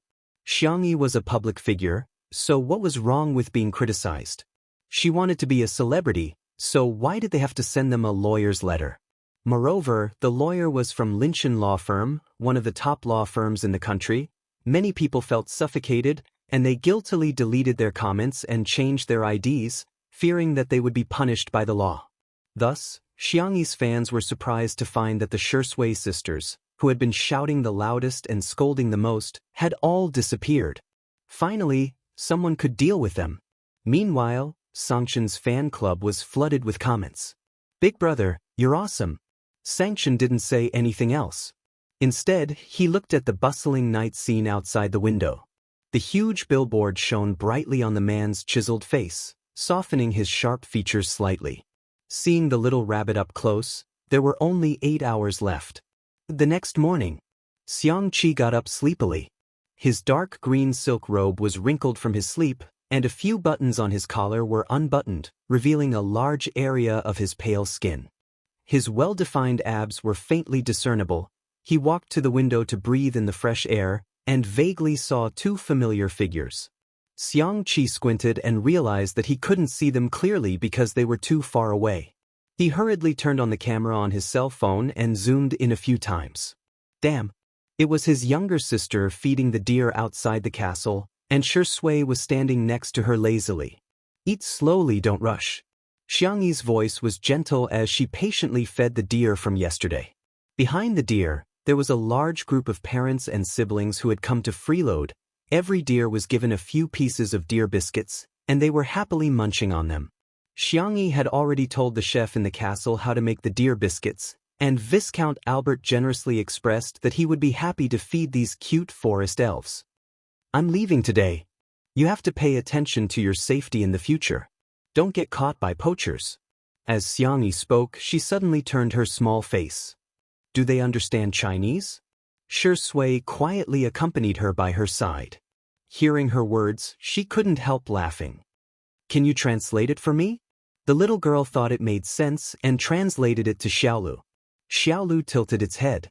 Its ears were furry and its eyes were round. It had the clearest gaze in the world. It seemed to understand and rubbed its nose against Xiangyi's palm. Xiangyi's heart softened. She took out the last piece of deer cake from her pocket and fed it. The deer behind her instantly lined up to rub against her, begging to be touched. They didn't forget to touch the pocket on Xiangyi's clothes, trying to get her to take out another piece of deer cake. It could be said to be a real foodie deer. Xiangyi couldn't help but lick her lips. "I heard that venison is very nourishing," Shui added. "Hunting is illegal in China, but sika deer can be artificially reared." Xiangyi's eyes lit up. "Then, shall we rear 2 of them?" Shui chuckled. "We'll do as you say." The deer were speechless. In Xiangqi's eyes, the morning sun, the cute deer, the gentleness of a young girl, and the company of a man. All of this was obviously very heartwarming, but it was more impactful than any war or sci-fi scenes. Although he wanted to rush over and kick Shui away from his younger sister, but why did this damn inspiration come again? It was actually the inspiration for matching outfits. Chapter 288. He scratched his head, struggling between kicking the dog man and recording his inspiration. In the end, Xiangqi gave in to recording his inspiration. Ever since his debut, he had only designed women's clothing. Men's clothing was his weakness. Now that he had a chance to make a breakthrough, he had to seize it. As for the dog man, wouldn't it be better to wait for Big Brother to kick him in person? Shui, your death is coming soon, ha. At this thought, Xiangqi picked up a pen and paper. His inspiration rushed to the paper like magic. One set of couples' outfits after another were born from his slender fingers. After stroking all the deer with satisfaction, Xiangyi waved goodbye to them. The deer blinked and suddenly grabbed Xiangyi's clothes with its mouth. It stared at her with tears in its eyes. How could it not be sad that a fangirl was leaving? Xiangyi was a little sad because of it. She bit her lip and whispered, "I'll come back to see you next time, okay?" "I'll definitely come back. Woo-woo. Next time, I'll make you something better than deer biscuits." The deer stared at her for a few seconds, then slowly let go of her. Xiangyi didn't know whether to laugh or cry. She suspected that the deer had become a spirit and had sufficient evidence. After watching the deer and the herd of deer enter the forest, Xiangyi and Shui walked back to the castle. Ouch!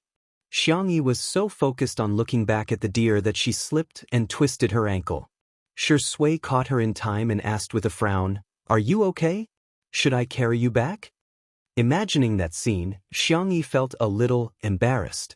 She said calmly, "I'm fine, I can still walk."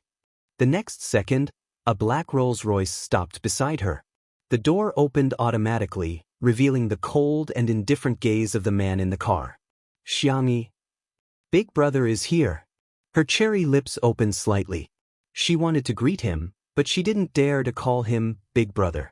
Sanction calmly got out of the car. He was 188 centimeters tall, with broad shoulders and long legs.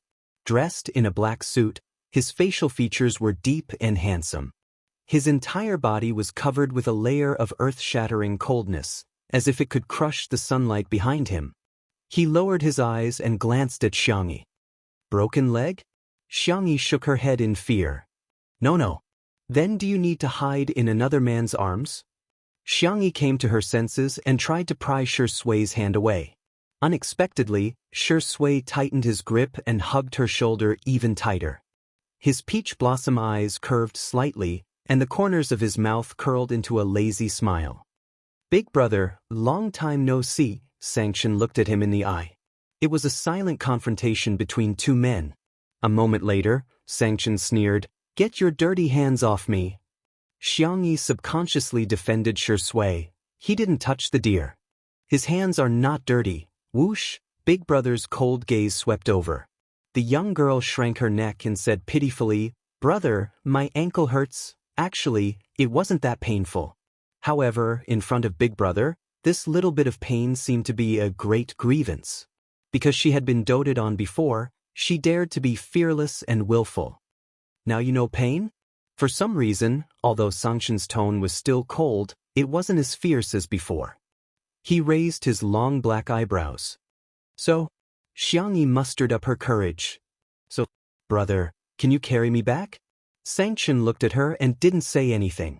"Boo-hoo, I can't, I'm going to cry." The young girl was terrified and changed her words. "Are you tired from the car ride?" I can carry you, it's not impossible." Chapter 289. Afraid that her brother would not believe her sincerity, Xiangyi clenched her fists and tried to flex her muscles. "Brother, I'm very strong. If you don't like to carry me, I can carry you." Sanction shifted his gaze onto her fair arms and couldn't help but frown. In the past year, that person had been using a very unhealthy method to lose weight, going on a diet. Xiangyi had lost a lot of weight and her arms were sickly slender. They looked so fragile that they could be broken easily. "Forget it, what's the point of getting angry with her?" Sanction said with a sullen expression, "Come here." Xiangyi did not move. It was not that she didn't want to go, but rather, she was too scared. She felt safer staying by Shui's side. Watching as she shrank towards Shui, Sanction's temples began to throb. This little bunny needs to be taught a lesson. Is she really going to fall in love at such a young age? Does she have any respect for the family rules? However, Shui had guessed Xiangyi's true thoughts. He looked down and said in a lazy and innocent voice, "Brother, it's the same if I help her." With that, he helped Xiangyi walk in the direction of the castle. Sanction shifted his gaze from his sister to Shui's legs. He seemed to be contemplating if he should break Shui's legs. He strode forward with his long legs and picked Xiangyi up in his arms. "Huh!"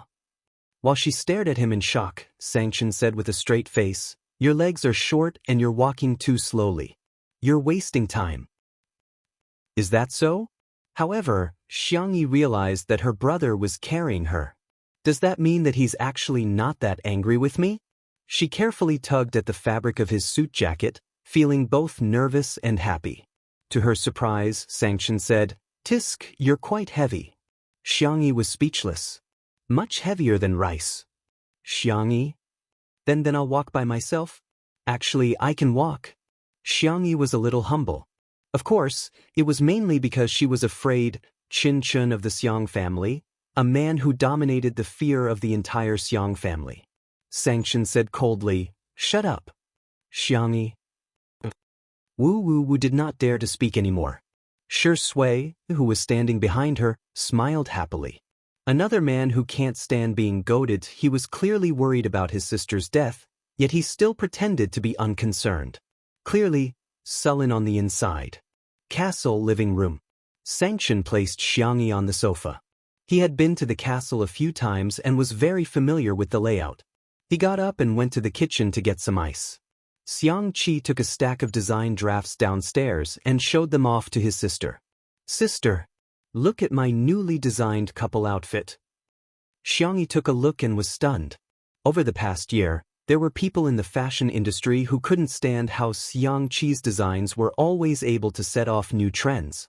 They dissed him for not being able to design men's and children's outfits, saying that his designs were too limited. In fact, many designers specialized in one category, but in their eyes, wasn't Hades a genius? A genius had to be all-round, otherwise he would be a good-for-nothing. She treated him with the strictest standards, yet held herself to the most relaxed standards. However, this couple outfit was so ingenious. It was simply amazing. "You're even designing couple outfits for her?" Xiang Yi's cold and deep voice came from behind. Xiang Qi shuddered and had a strong desire to live. "No. These are parent-child outfits." Parent-child outfits. Chapter 290. Sanction, Heh. He half knelt beside Xiangyi's feet, lifted her trousers, and put the ice pack on it. Xiangyi's eyes widened, not because of her brother's sneer, but because of his actions. Was he taking care of her? She uneasily wanted to retract her feet, but Sanction gave her a warning look. "Don't move, behave." The little bunny didn't dare to move and sat on the sofa obediently. Xiang Qi was still trying to explain his creativity. "Brother, look at this outfit, it's brother and sister, and this outfit, it's sister and brother." Sanction's face was cold. Go on. See if I'll give you a look." "Don't think I don't know. Sister is your muse, your source of inspiration." That's right, all of Xiang Qi's designs were more or less related to Xiangyi. The perfect combination of his siscon and his pursuit of the ultimate art miraculously created sparks of inspiration. Sanction, Heh. Xiang Qi was about to cry, and instinctively hid behind Shi Sui. "Brother Shi, save me," he whispered. Shi Sui said good-naturedly, "Sure, brother Shi, you're really too." Before he could finish, Shi Sui said with a smile, "It's a paid service, 1 fee per visit. If you want to buy, be quick. It's up to you." F*CKU. You're so sure I have to beg you, right? Do you think I'm such a spineless person? Yes, I am. Xiang Qi said fawningly, "Oh, okay, I'll listen to you, brother Shi." Then he heard Shi Sui say leisurely, "The company Sister E signed with is a bit of a scam. Why don't you sign with Xiang Feng's company? Whether you want to leave the industry or continue your career, you'll have more freedom." The word Xiang Feng naturally attracted hatred, and Shi Sui knew this very well. As expected, Sanction frowned. What's he doing? It's been so long and he still hasn't prepared the contract? Shi Sui chimed in, "That's right. Sanction, I'll call him right now." He threw the ice pack to Shi Sui and went to call Xiang Feng with a sullen face. Far away in Nanxing, Xiang Feng was still sleeping due to the jet lag. In a daze, he received a call from nephew Gu and was reprimanded. Xiang Feng? It was very fascinating. In the living room, Xiang Qi was shocked to see that Sanction's attention had been diverted by the simple act of using his uncle as bait. What kind of operation was this? Teach me. Shi Sui bent down and carefully applied ice to Xiangyi's ankle. The girl's pink toes curled up, feeling extremely uncomfortable. She didn't think it was a big deal for her brother to give her an ice pack, however, it was Shi Sui. It seemed to be completely different. "Does it still hurt?" Shi Sui asked in a gentle voice and looked up. At that moment, Xiangyi actually didn't dare to make eye contact with him. The ambiguous atmosphere made her heart thump loudly, as if it had been hooked by a silk thread. Xiangyi cleared her throat and said, I'm done. Shui asked, Are you sure? Xiangyi answered, Yes. Shui finally put away the ice pack.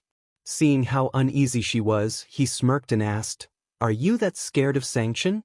Is he going to eat you up? He originally meant to comfort Xiangyi, but to his surprise, the Xiang siblings widened their eyes in horror. Xiangqi murmured timidly, Xiang Feng doesn't eat people up, does he? Xiangyi swallowed her saliva and said, I don't think so. Oh my God, it's so scary. The two of them huddled together pitifully and shivered uncontrollably. Shui was speechless. The demon of the Xiang family indeed lives up to his reputation. Chapter 291. Sanction came back after the call and glanced at Xiangyi. We can sign the contract when we get back. Xiangyi? What kind of efficiency was this? Then, Sanction turned to look at Xiangqi. Xiangqi was curled up on the sofa like a boneless person. He straightened his back and rested his hands on his knees like a standard elementary school student. They looked at each other. 1 second, 2 seconds, 3 seconds, Xiangqi broke down. I was wrong. Sanction said unhurriedly, Tell me, what did you do wrong? I was wrong in every way.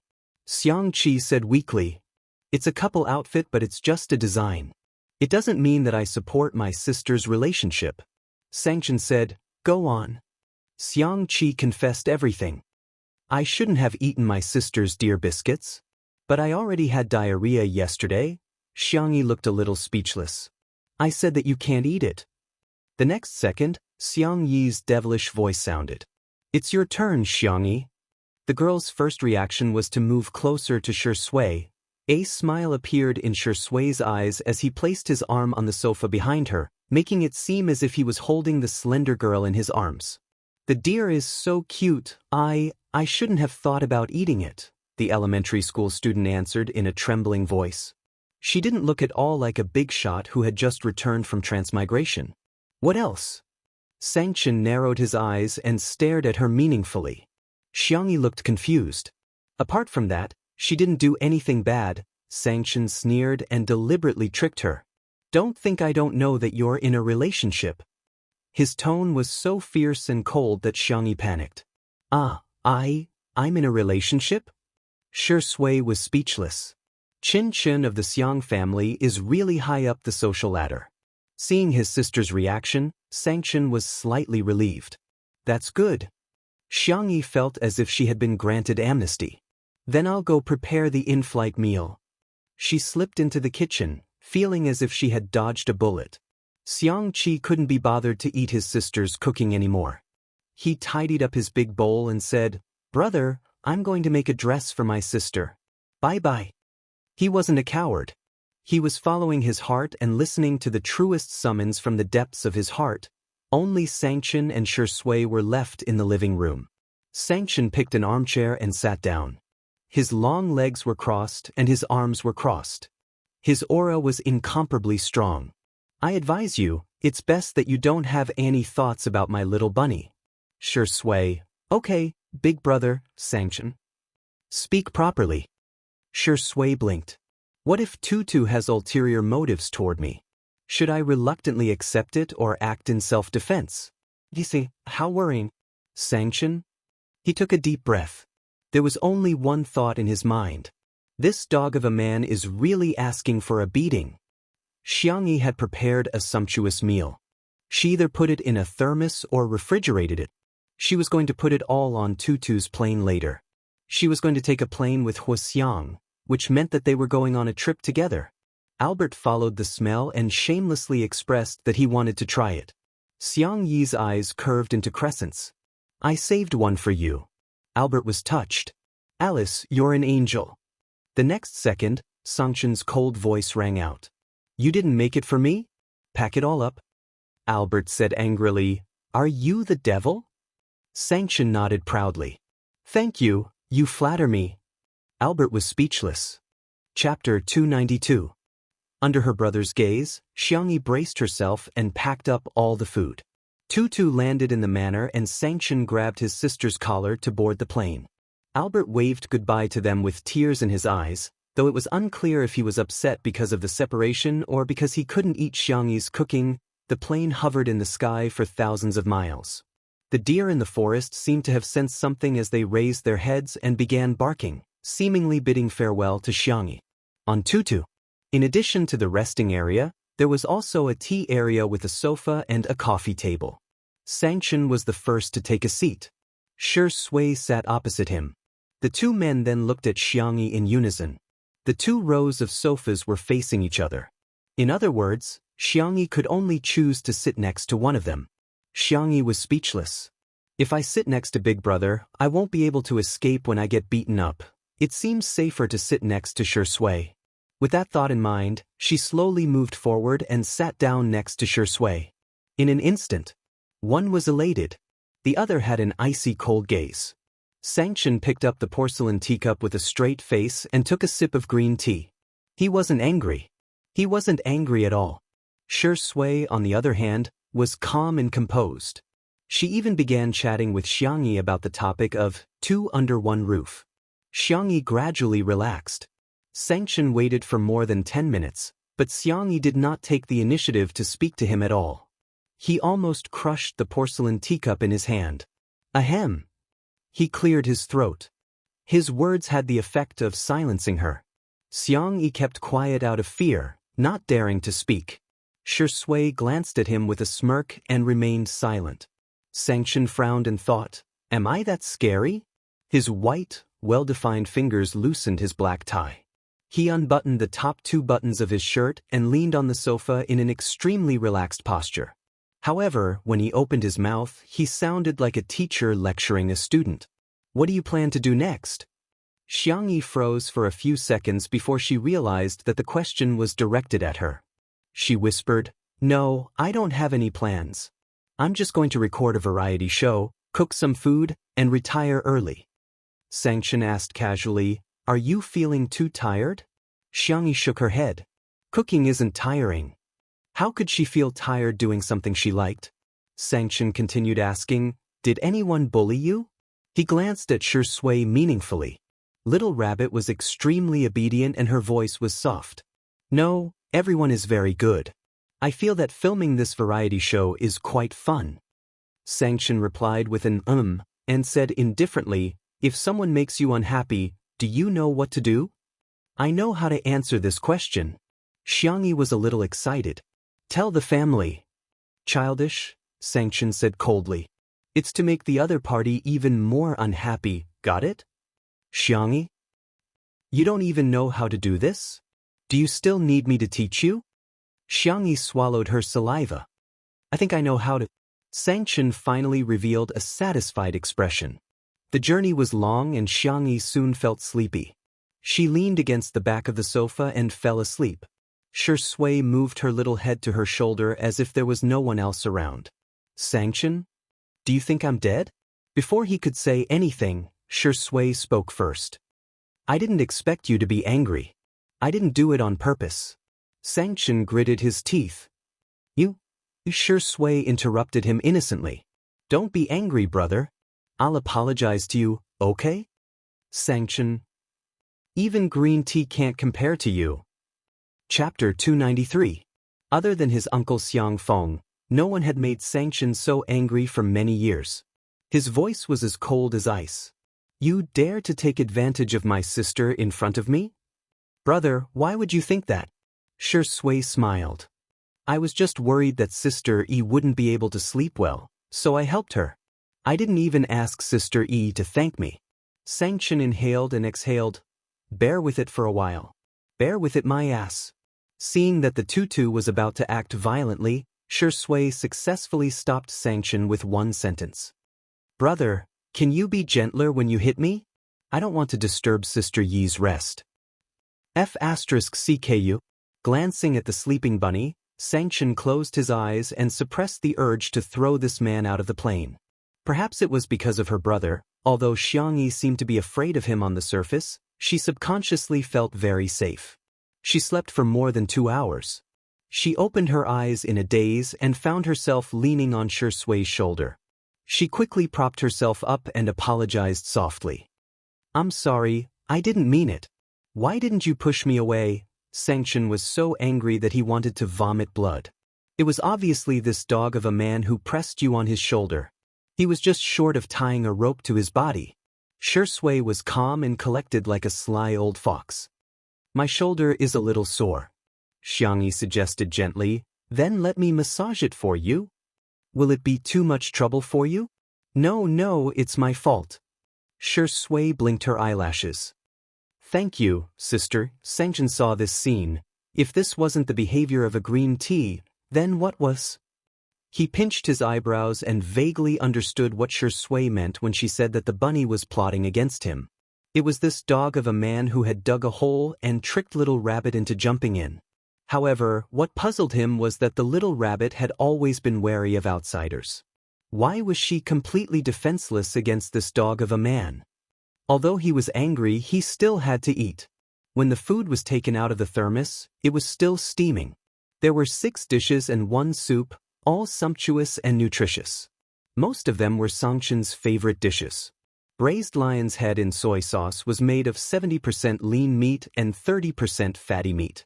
It was hand-chopped into minced meat and mixed with water chestnuts and shiitake mushrooms to make meatballs. The meatballs were first fried and then boiled. The meatballs were filled with mellow and fragrant sauce. The steamed carrot dish was made by shredding carrots, adding vegetable oil, flour, salt, and so on. After steaming, adding garlic juice and chili oil according to the taste. The shredded carrots were loose and soft. There was also mapo tofu, braised chicken, shrimp scrambled eggs, winter melon pork rib soup, and so on. Due to the limited ingredients overseas, Jianghu made all the more common home-cooked dishes. However, Sanction had not eaten for a long time, the taste of home. After tasting the first dish, his tightly knitted eyebrows relaxed. He even found Shui, this dog of a man, much more pleasing to the eye. Jianghu nervously picked up a lion's head for Sanction. Brother, you eat more. She was so nervous that her palms were sweaty. She was even prepared that her brother would throw the food she picked up into the trash can. However, she did not expect. Sanction calmly ate the lion's head she picked for him. Jianghu felt relieved and asked tentatively, "How's the taste?" It's so. Sanction indifferently commented. The next second, he blocked Shui's chopsticks with his chopsticks and raised his eyebrows. Try picking up another one. Chapter 294. Jianghu's brothers were all single. Whether or not they would protect their wives was an unsolved mystery, but protecting their food was one of their ancestral skills. It was comparable to climbing trees and being arrogant. When the eldest brother wasn't around, they would snatch his food. When the eldest brother was around, they would share his food. Of course, it wasn't an equal distribution. Instead, it was based on status and strength. Chen Chun of the Xiang family would always be number 1. No one dared to take away a single grain of rice from him. After the distribution was completed, it was as if a wild beast had successfully divided its territory. Everyone was extremely protective of their food. Shui retreated in order to advance. She retracted her chopsticks and forced a smile at Jianghu. It's okay, I can eat the vegetables. She then picked up a piece of vegetable and placed it in her bowl. In comparison, Sanction was like a landlord who bullied the weak. Jianghu wavered again. She moved closer to Shui and whispered in her ear, "Don't be afraid, I'll leave some food for you. You can secretly eat it later. Don't get caught." Shui's eyes were filled with a scheming smile. "Sister E, you're so nice." Sanction, who had good hearing, twitched his eyebrows. More than 10 hours later, the plane arrived at the Xiang family's manor. Due to the time difference, it was still daytime in Nanjing. Sanction didn't sleep much on the plane.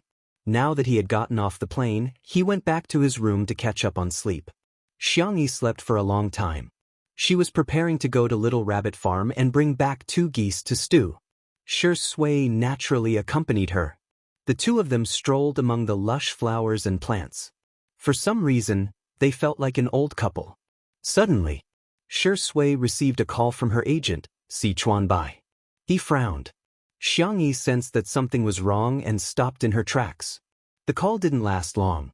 After hanging up, Shui said apologetically, "I'm sorry, I have to deal with something. I'm afraid I can't accompany you." Xiangyi said. It's okay, I can go by myself. Before she finished speaking, there was a dispute at the entrance of the manor. Out of the way. I want to see Shui. I saw the plane land. I want to see her. But don't touch me, or I'll call the police and say that you're King me. The hysterical female voice, mixed with the persuasion of several security guards, was very noisy. Shui's face was as gloomy as still water, and there was a deep gloom at the bottom of his eyes. Xiangyi was slightly startled. In fact, she had never seen Shui lose her temper before, but she instinctively sensed it. He was angry. The man's thin lips pursed into a sharp line and strode towards the manor's gate. Xiangyi was worried that he would do something irrational, so she quickly caught up with him. At the entrance of the manor. All is well year-round. Her real name was Ru. When she saw Shui's tall and slender figure from afar, her skinny face lit up. It was him. It's really him. He's coming to me. Shui's legs were long, and his strides were big. Soon, he was in front of her and nodded politely. Miss Chiao, right? I heard that you've been looking for me. The man's voice was much deeper than usual when he was angry. There was a hint of hoarseness in his voice, which made him more attractive. Chiao looked infatuated and couldn't wait to express her feelings. Yes, I've been looking for you for a long time. I'm your fan. I like you a lot. Shui said politely, thank you for your love, but this is a private residence. Can I arrange for a car to send you away? Chiao said self-righteously, I'm not leaving. It wasn't easy for me to see you. Why should I leave? She was caught off guard and grabbed Shui's hand. Chapter 295. At the critical moment, Shui took a step back and avoided her touch. Chiao missed him and stumbled, almost falling down. She looked up at Shui in disbelief. But why did he avoid her? Was she a piece of trash that he wanted to avoid? I like you. I really like you.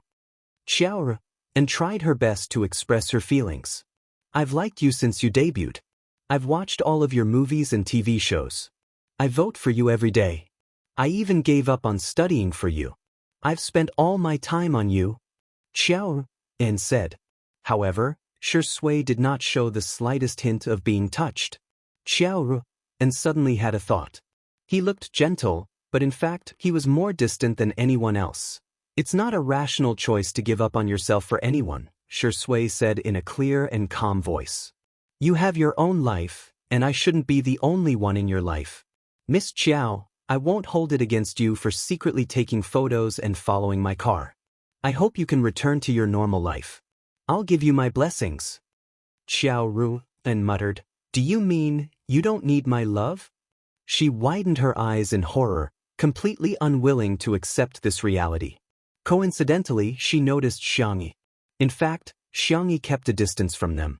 However, in the eyes of the extreme Chiao, Xiangyi was deliberately provoking her. When she saw Xiangyi, her emotions became even more unstable. Is it because of her? What's so good about her? Why do you care about her? Why do you care about her? You shouldn't even look at her. She was extremely agitated. I'm the one who likes you the most. I'm the one who has done the most for you. Look at me, okay? Look at me, okay? Even if you like her, you should like me. Xiao's logic was extreme. I like you and I've done a lot for you. Therefore you should like me back. Otherwise, you'll be letting me down. Si Chuanbai's car arrived. He got out of the car and opened the back door. Shui's attitude was firm. Miss Chiao, please. This was undoubtedly a bolt from the blue for Chiao. You want to chase me away? Because of that bitch Xiangyi?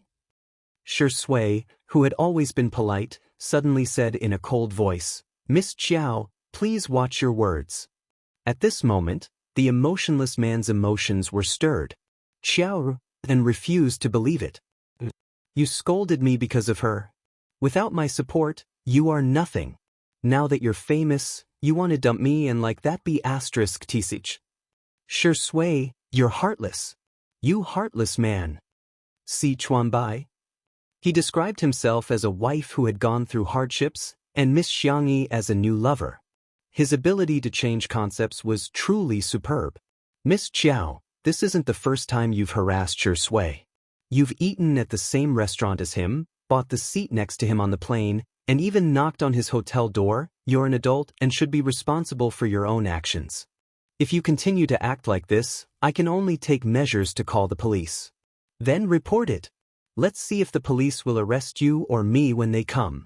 I think you're trying to drive me to my death. Xiao, and suddenly took out a holder from her bag. There was a phone attached to it and she clicked on the live broadcast. The words, "Countdown to Suicide," were displayed at the top of the screen. Chapter 296. A few minutes ago, when she saw Tutu landing, Xiao Ru, and posted a notice on Weibo. All is well year-round. If all hope comes from you, then the pain I'm feeling now is also thanks to you. Perhaps leaving is the best relief. I'm tired, really. There was a link to the livestream attached. When the fans saw the words, "Countdown to the livestream," they were all frightened. Oh my God, sister, don't take things too hard. Is there anyone who can contact her in the real world? I'm dying of anxiety. I don't know if it'll work, but based on her previous location, she should be from Nanching Pingan Nanching. Someone raised a question. Livestream suicide? Why does it feel like a publicity stunt or coercion? In just a few minutes, there were hundreds of comments on that post. Get lost. Who would risk their own life for publicity? CKU. Don't you have any sympathy? She's about to die, yet you're still being a troll. I hate this kind of thing the most. She's crying in front of the screen. When I see your post, I just want to curse.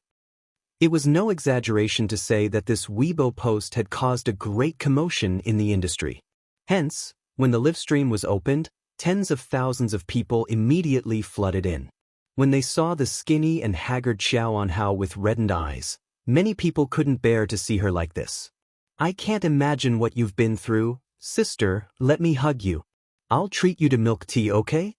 Sigh. I've also been a fan of celebrities for many years, so I understand the pain of being out of reach.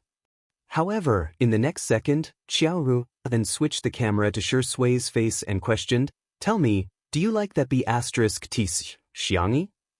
Even at such a close distance, the man's looks were still impeccable. His long eyelashes were lowered, and his thin lips were curved downwards. His entire body seemed to be covered in a layer of frost, and it was bone-chilling. "Miss Chiao," he said calmly, "we are all independent individuals. We can choose to like the opposite sex, the same sex, or none of them. This is the freedom that we are born with. But liking someone should never be an action that harms others." The fans in the livestream room. F***CK? Shurindi. Oh my God, that's so cool, it's so awesome.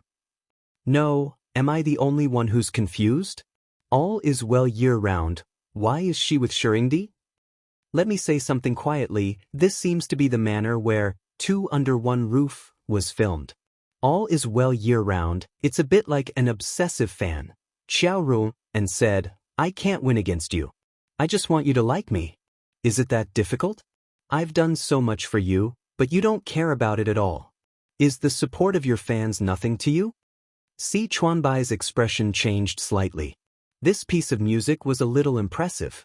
If he didn't deal with it properly, his fans might leave him. As Qiao Ruan's manager, he naturally put his artist's interests first.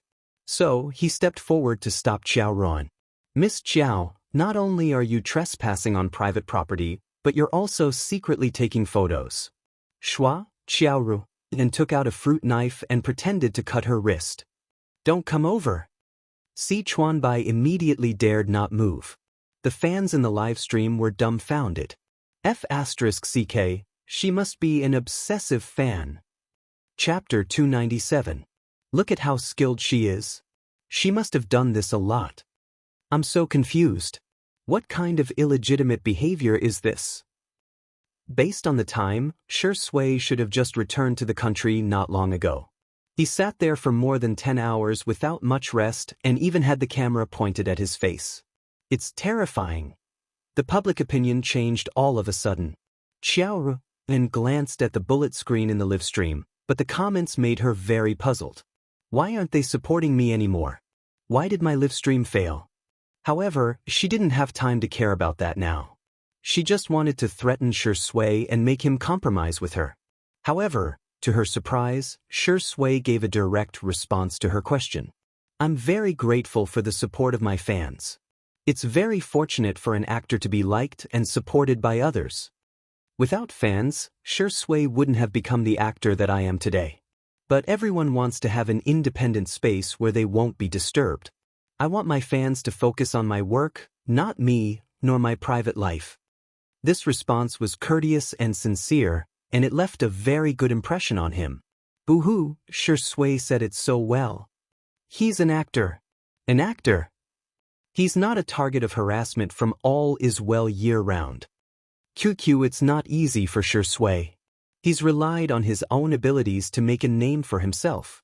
I didn't expect him to be treated like this by his obsessive fans. Si Chuanbai was a little emotional.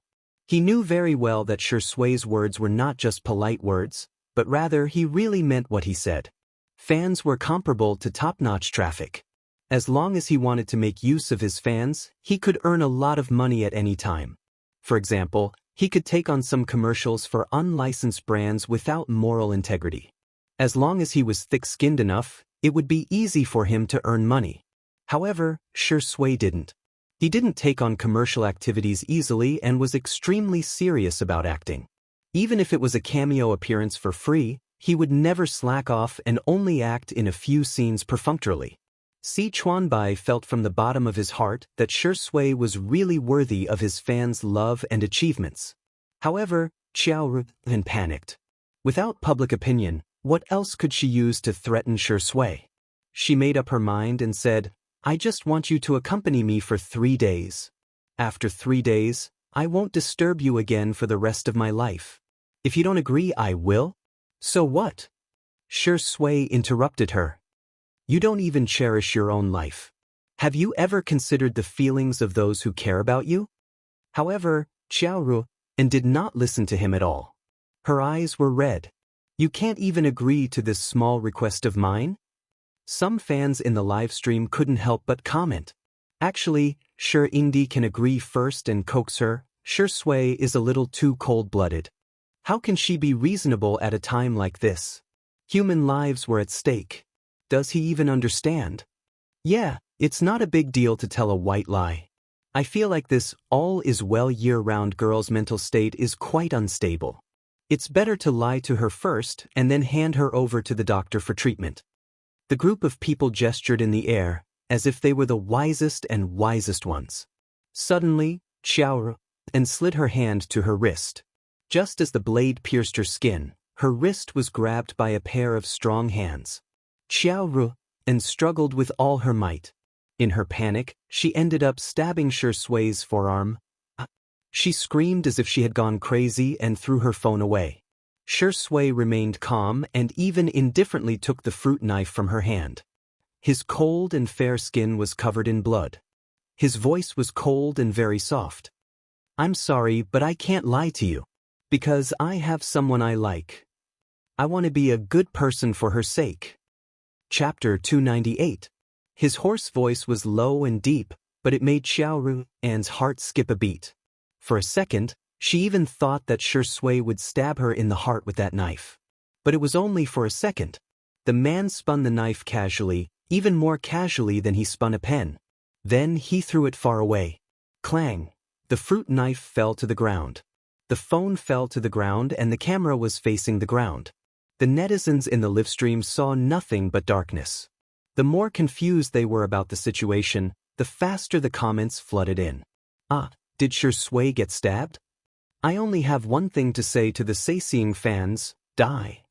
Shui Zai, please be safe. Cry. This woman is crazy. What's the point of threatening others with her own life? Shui's voice was too soft, so no one except Xiao Ru heard it. Si Chuanbai quickly joined forces with the other security guards to hold Xiao Ru down. The sound of police sirens could be heard from afar. Xiao Ru broke down completely. You like her? How can you like her? How is she better than me? She's just a cheap. Si Chuanbai calmly stuffed her mouth with a rag he picked up. Xiao and was so angry that she rolled her eyes, but she couldn't say a word. Soon, Jianghu was taken away by the police, and her phone was also taken into the police car as evidence. The live stream was closed. In the last shaky scene, a slender figure was seen running towards Shui. The netizens who stayed behind were still discussing enthusiastically. I'm curious how long she'll be locked up for this kind of behavior. At most, she'll be criticized and educated. What I'm more worried about now is whether someone will imitate her. Ah, is that Xiang Yi who flashed by at the end? Sister Yi, hurry up and take a look at Shui's arm. Am I the only one who thinks that the vase fairy is at fault this time? If she hadn't seduced Shui, she wouldn't have angered all is well year-round, and this wouldn't have happened. As soon as this comment was posted, it was rebutted by the netizens. Yes, you're the only one who thinks so. Dear, I suggest you go to the hospital to see a neurologist. Yes, yes, yes, whatever you say is right. Come, come, come, let's all wish it a safe journey. Candle, candle. The manner. Xiangyi ran so fast that she was panting slightly when she stopped. She didn't have time to rest, but took off her thin sunscreen jacket to stop the bleeding on Shui's hand. Then she held Shui's other hand. Let's go back and treat our wounds. Shui let her hold her hand and followed behind her obediently. The coldness and ruthlessness she had shown when she faced Jianghu and just now disappeared and was replaced by a gentle and lazy tone. Are you worried about me? Xiangyi blamed herself. I should have stayed with you. That way I could have protected you. Shui is really too delicate. Behind him, Si Chuanbai was speechless. He seemed to be at a loss for words. Not to mention, Shui had received an elite education when she was a teenager and was highly skilled in martial arts. Later on, when she filmed a martial arts movie, she also learned kickboxing from a world-class coach. Logically speaking, she should have been able to dodge that blow just now. Si Chuanbai seriously suspected that his artiste was trying to scam him. He overheard the conversation between the two of them. Sister Yi, it hurts a little, the man said in a feeble tone. The girl coaxed him softly. Shall we have stewed goose in a pot later? The man chuckled and said, Sure. Chapter 299.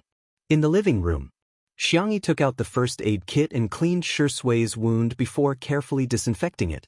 Fortunately, the wound wasn't deep and it was just a flesh wound. It was just that he was bleeding profusely. Xiangyi looked up at him and asked, Do you want to take some painkillers first? I think I can endure it for a while longer. It's okay, you don't have to endure it. Si Chuanbai was speechless. Why did I come in? I'm just applying some medicine.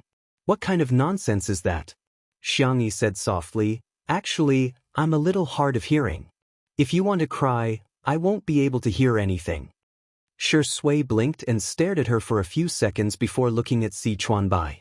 It was as if he was asking, Why are you still here? Si Chuanbai was dressed in an elite black suit. He sat upright and still, but deep down, he was thinking, he was definitely not going to let her cook him a stewed goose today. Cough, I'm not that hard of hearing either. I've never scored full marks for an English test. The famous manager was forced to admit that he was hard of hearing. Xiangyi took out some painkillers and was about to pass them to Shui when he opened his mouth calmly and said, Ah, like a child asking for candy. The young girl instinctively stuffed the pills into his mouth. Her fingertips brushed against his thin lips. It was cool and moist to the touch. She curled her fingers uncomfortably and lowered her head to continue bandaging his wound. After a while, Shui said, Sister Yi, it still hurts a lot. Xiangyi was worried. This painkiller won't take effect that quickly. Why don't I think of another way? The man's dark eyes gradually darkened. Like a cat, his gaze shifted to her lips, as if he was sleeping. Si Chuanbai was speechless. Why was his artiste more delicate than his little wife? Back then, she could still finish filming with a smile even when she broke a bone. How could she not be able to tolerate this pain?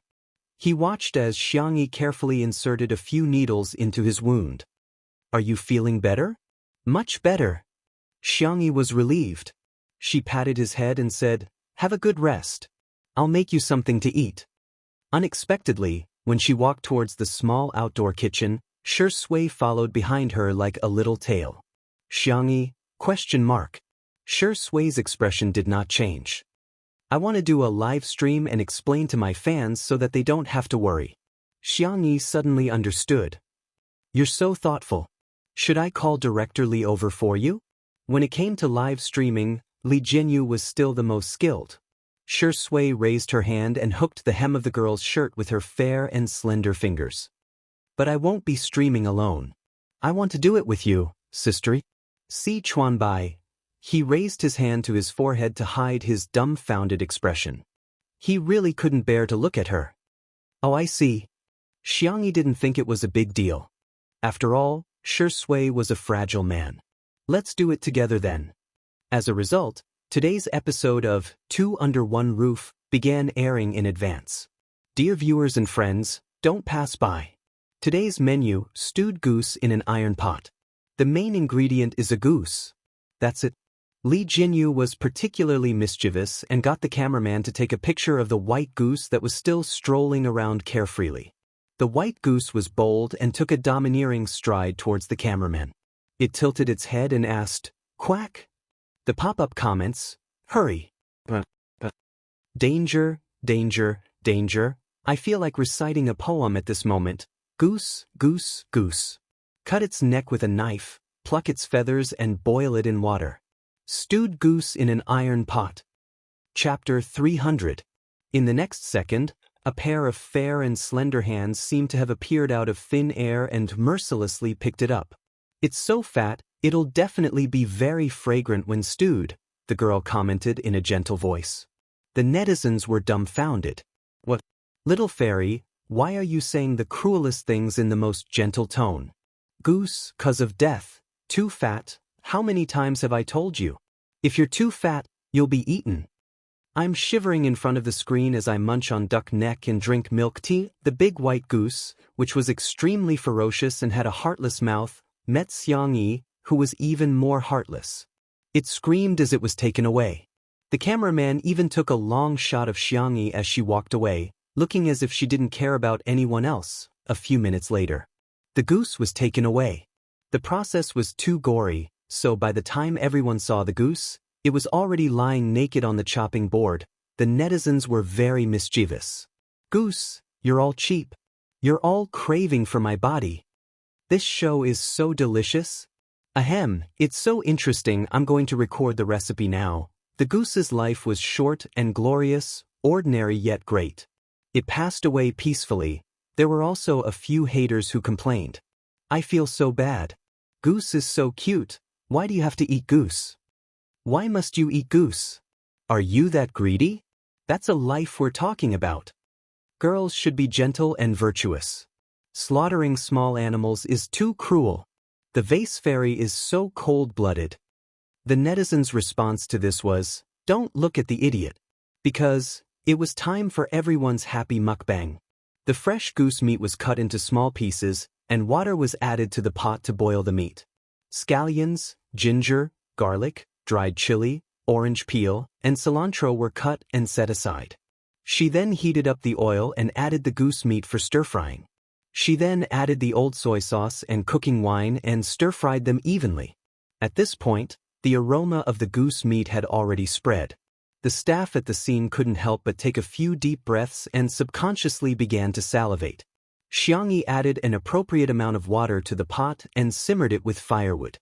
The goose meat would be simmered for about 40 minutes before adding the side dishes. This was the perfect time to interact with Shui's fans. The little girl looked up at Shui. The two of them had a tacit understanding. Shui immediately said, "As you can see, the goose has been stewed."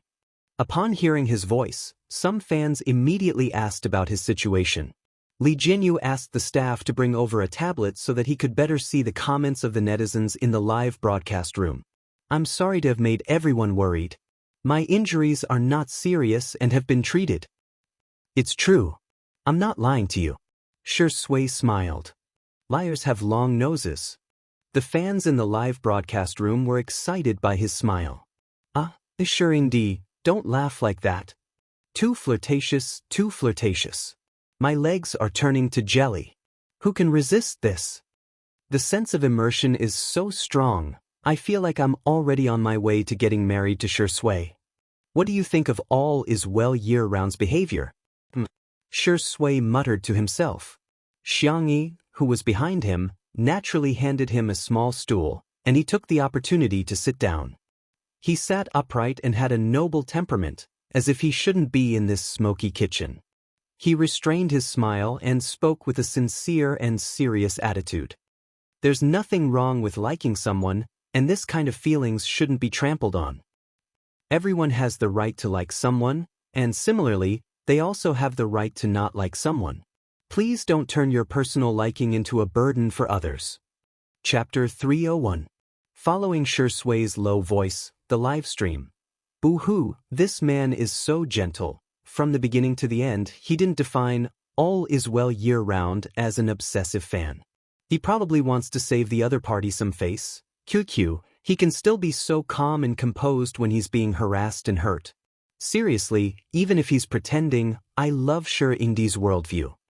Someone noticed that Jianghu was busy sitting on a small stool next to her and commented out of curiosity, not expecting Shui to be the one to pick her up.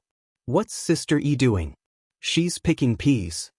The camera turned to Jianghu, who cooperated. I'm going to make pea cakes. Li Jinyu, oh? You can make this yourself? Jianghu, yes, but it's a bit time-consuming. Normally she wouldn't make this, but Jianghu liked it. So it was worth it to spend some time. Shui drawled lazily, Sister E, everyone has a lot of questions for you.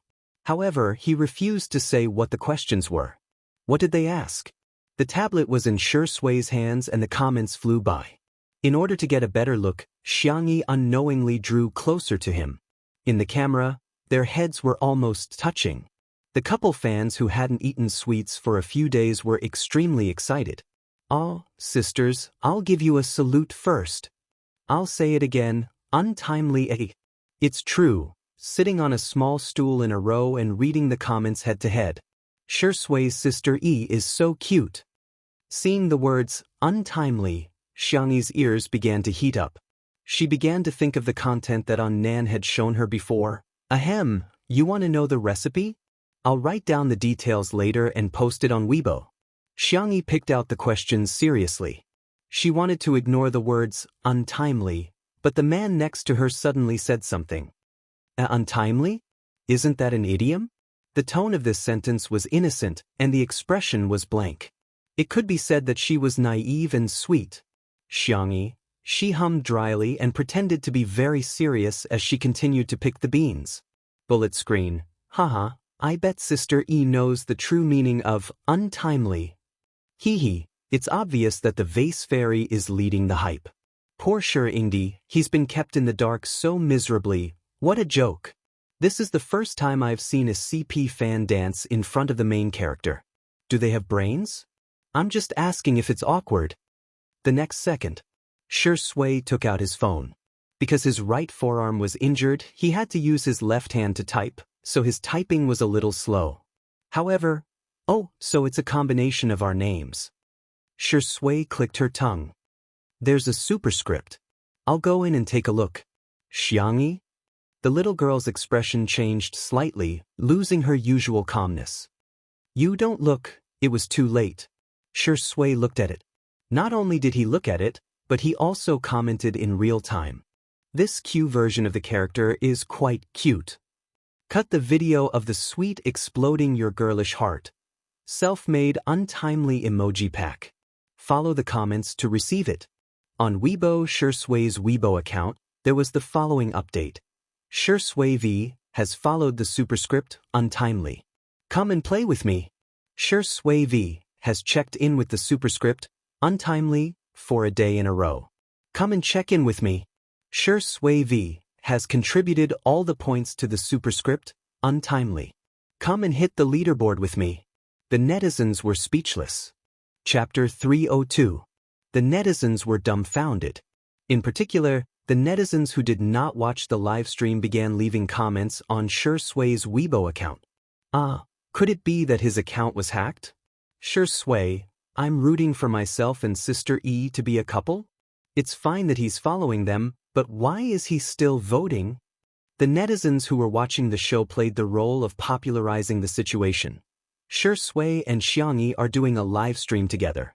When interacting with the fans, Shi Sui saw that someone mentioned that it was inappropriate for them to be together. Hence, she searched for it and even paid attention to it. This man is so good at variety shows. I'm impressed. There were also some who whispered and questioned, is it really for variety shows? I feel like he's more into it than I am.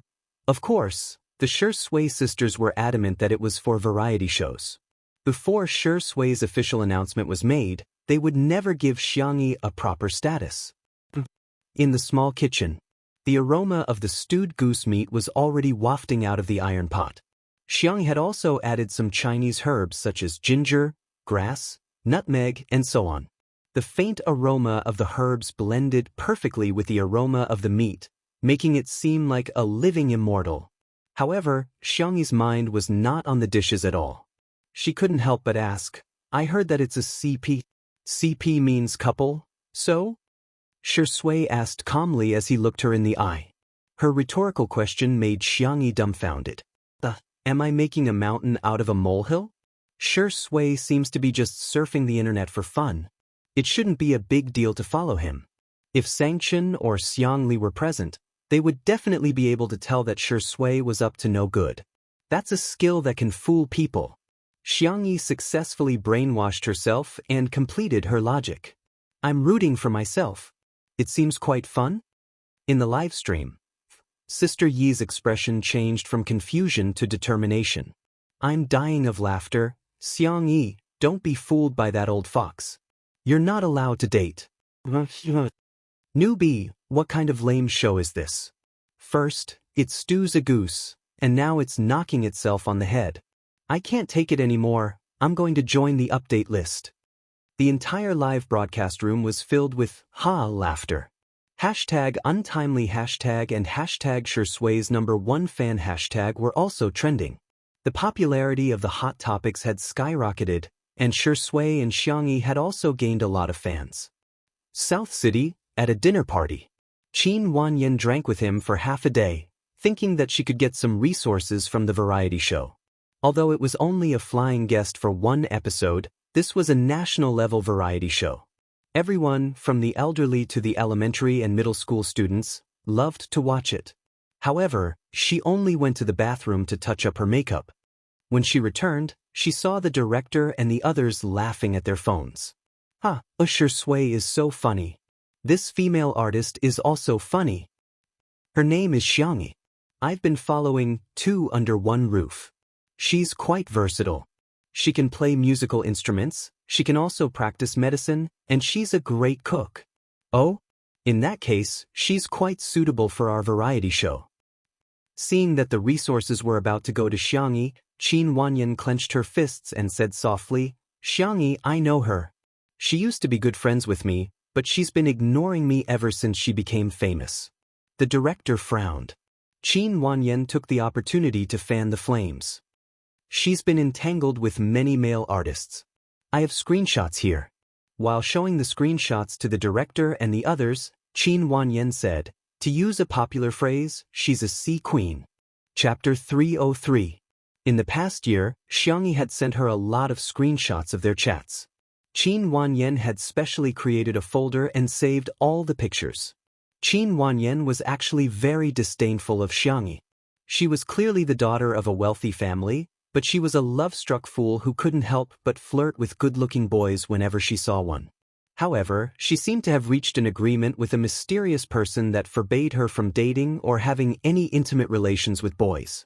Hence, she only dared to touch the hands of other boys, such as Yan Nai and Xiao Yang. Yan Nai has also been harassed by her before. He's the son of Yan Zhenhua, director Yan. Later on, he was traumatized. Xiao Yang from the Xiao family has also been taken advantage of by her. With the chat records as evidence, coupled with the names of the two people mentioned by Qin Wanyan, the faces of the director and the others became more and more sullen. Seeing this, Qin Wanyan ruthlessly revealed a piece of shocking news. The most exaggerated thing is that she once climbed into her own brother's bed. In an instant, there was an uproar. In the live stream of Two Under One Roof, the steaming hot stewed goose was out of the oven. The golden goose meat was scooped into a porcelain white soup bowl. After several hours of stewing, the meat was soft and the bones were peeled off. With a gentle pinch of chopsticks, the bones and meat were easily separated. There were also cut potatoes and carrots in it, which added to the color of the dish.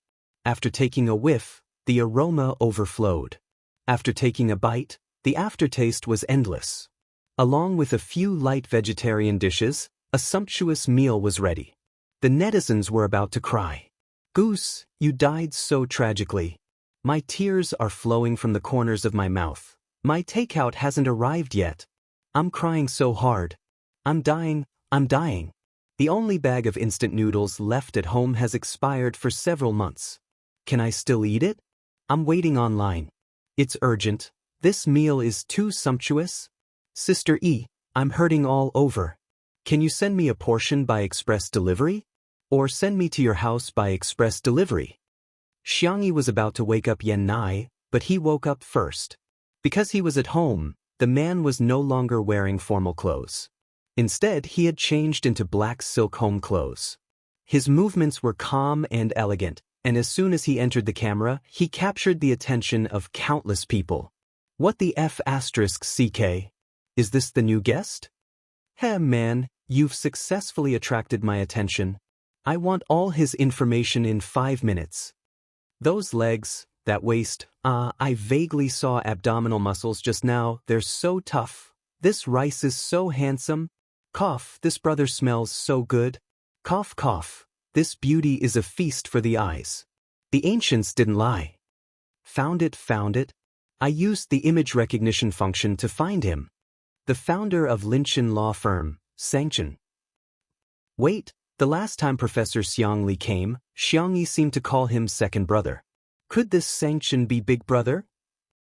There was a lot of discussion in the livestream. Sanction had already calmly sat down. He seemed to be unintentionally separating Xiangyi and Shui from each other. The temperament of a domineering brother protecting his sister was firmly grasped. Si Chuanbai didn't care.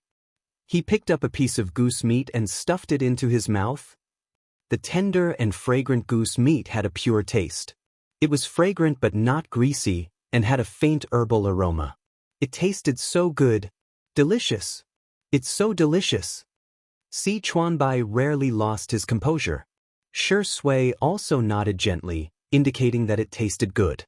Sanction was the only one who said indifferently, "It's just a." Immediately, a netizen pointed out, "This is the first time the vase fairy has failed. This man is definitely not her biological brother." Chapter 304. This comment garnered the approval of many people. "I'm so annoyed by Vase Fairy's brainless praises. So every man is your brother?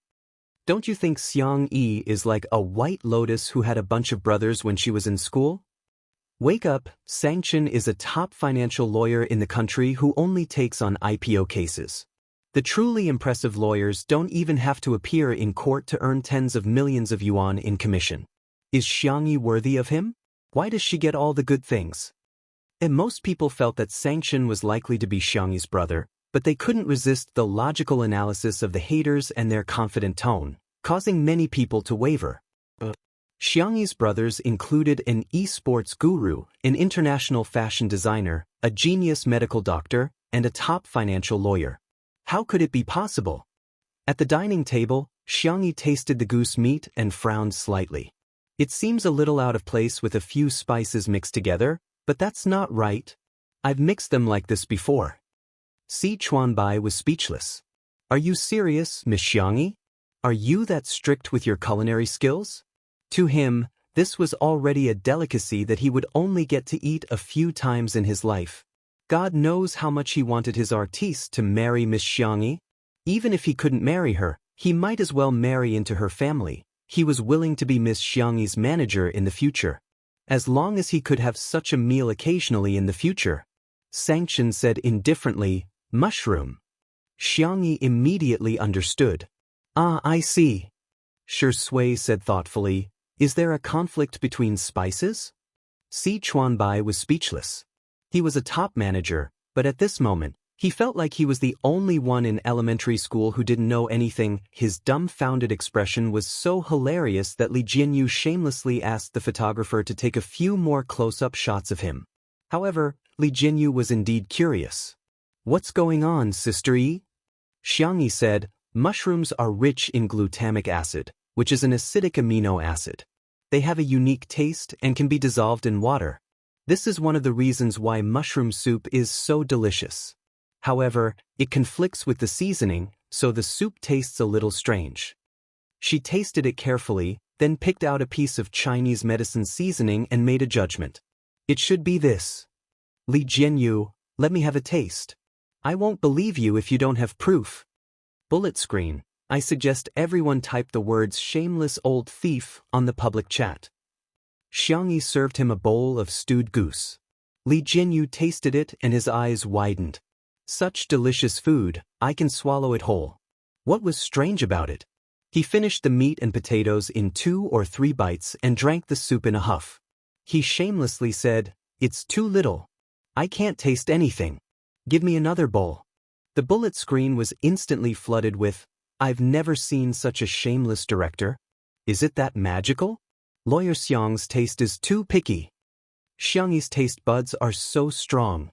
She can actually guess which seasoning it is with just one taste. Who knows if it's true or not?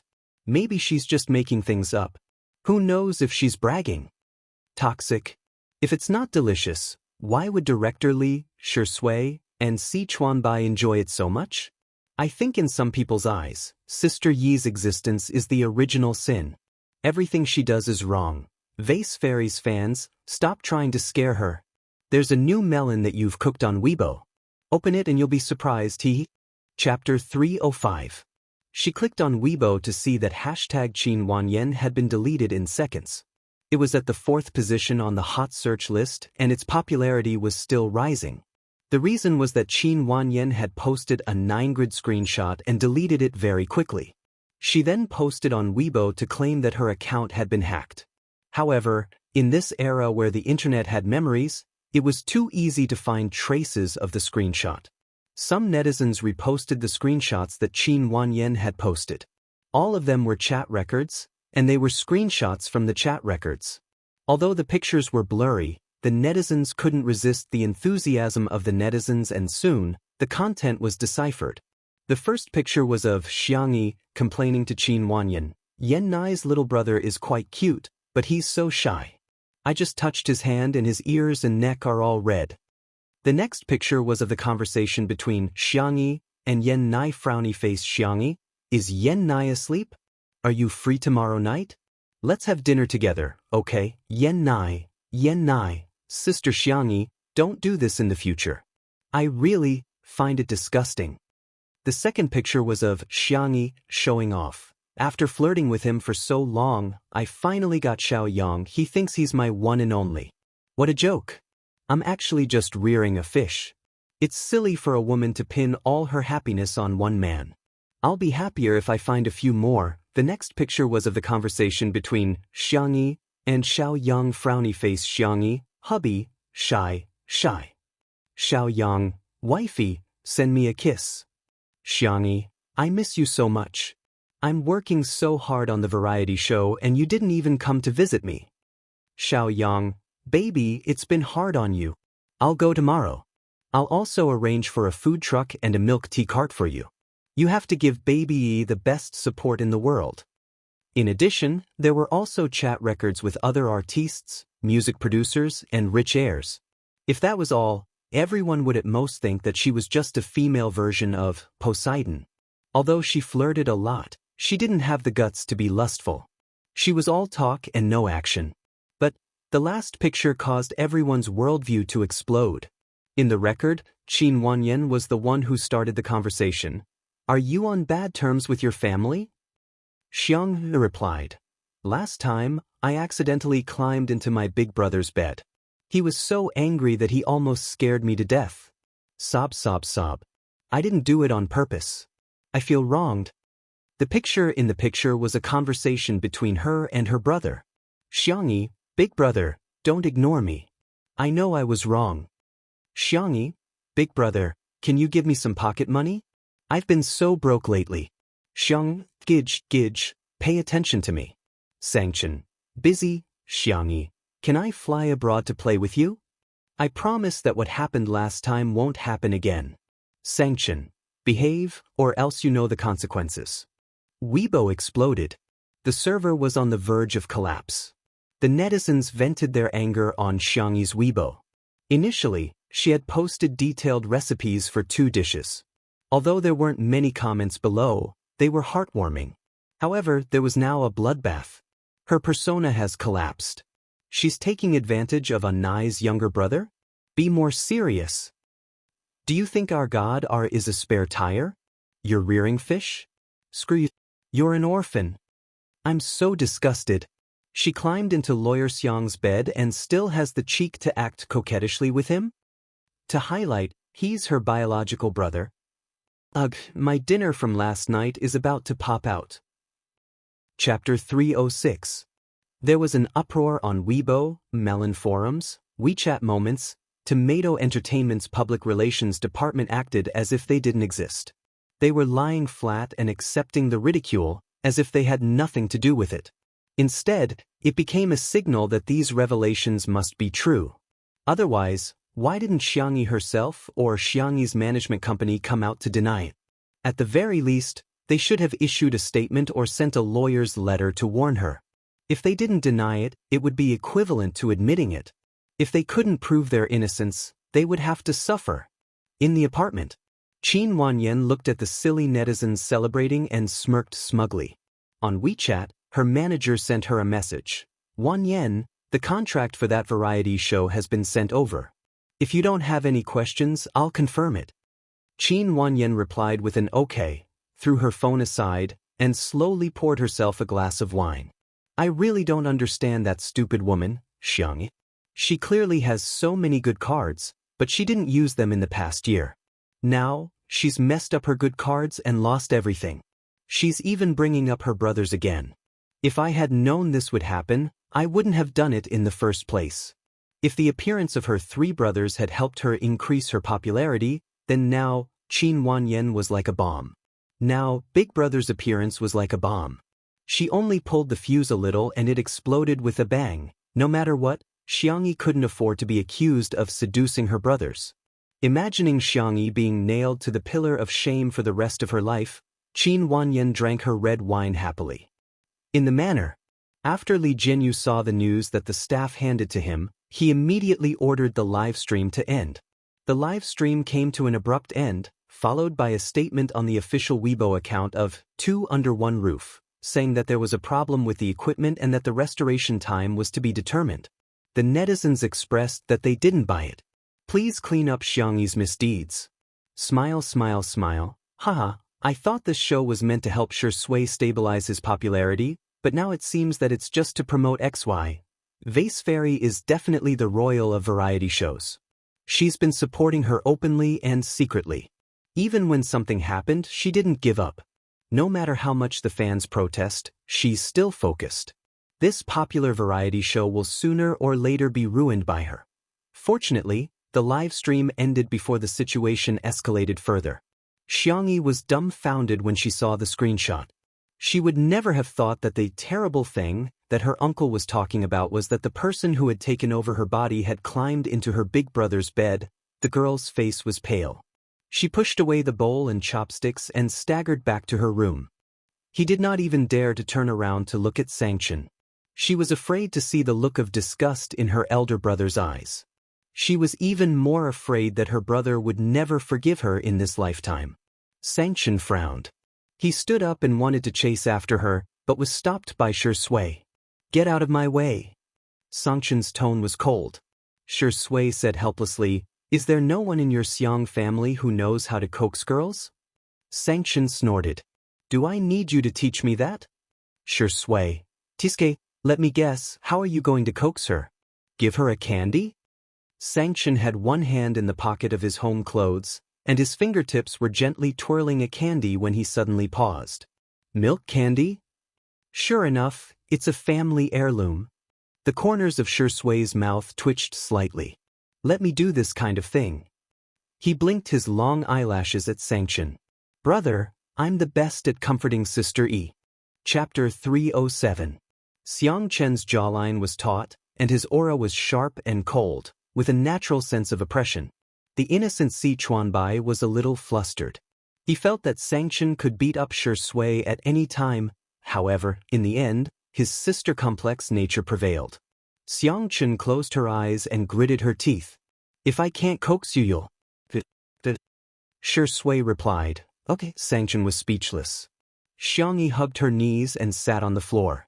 She leaned against the side of the bed and her mind was in a mess. Perhaps second brother's guess was right. She wasn't the real, fast transmigrator. She was just a substitute.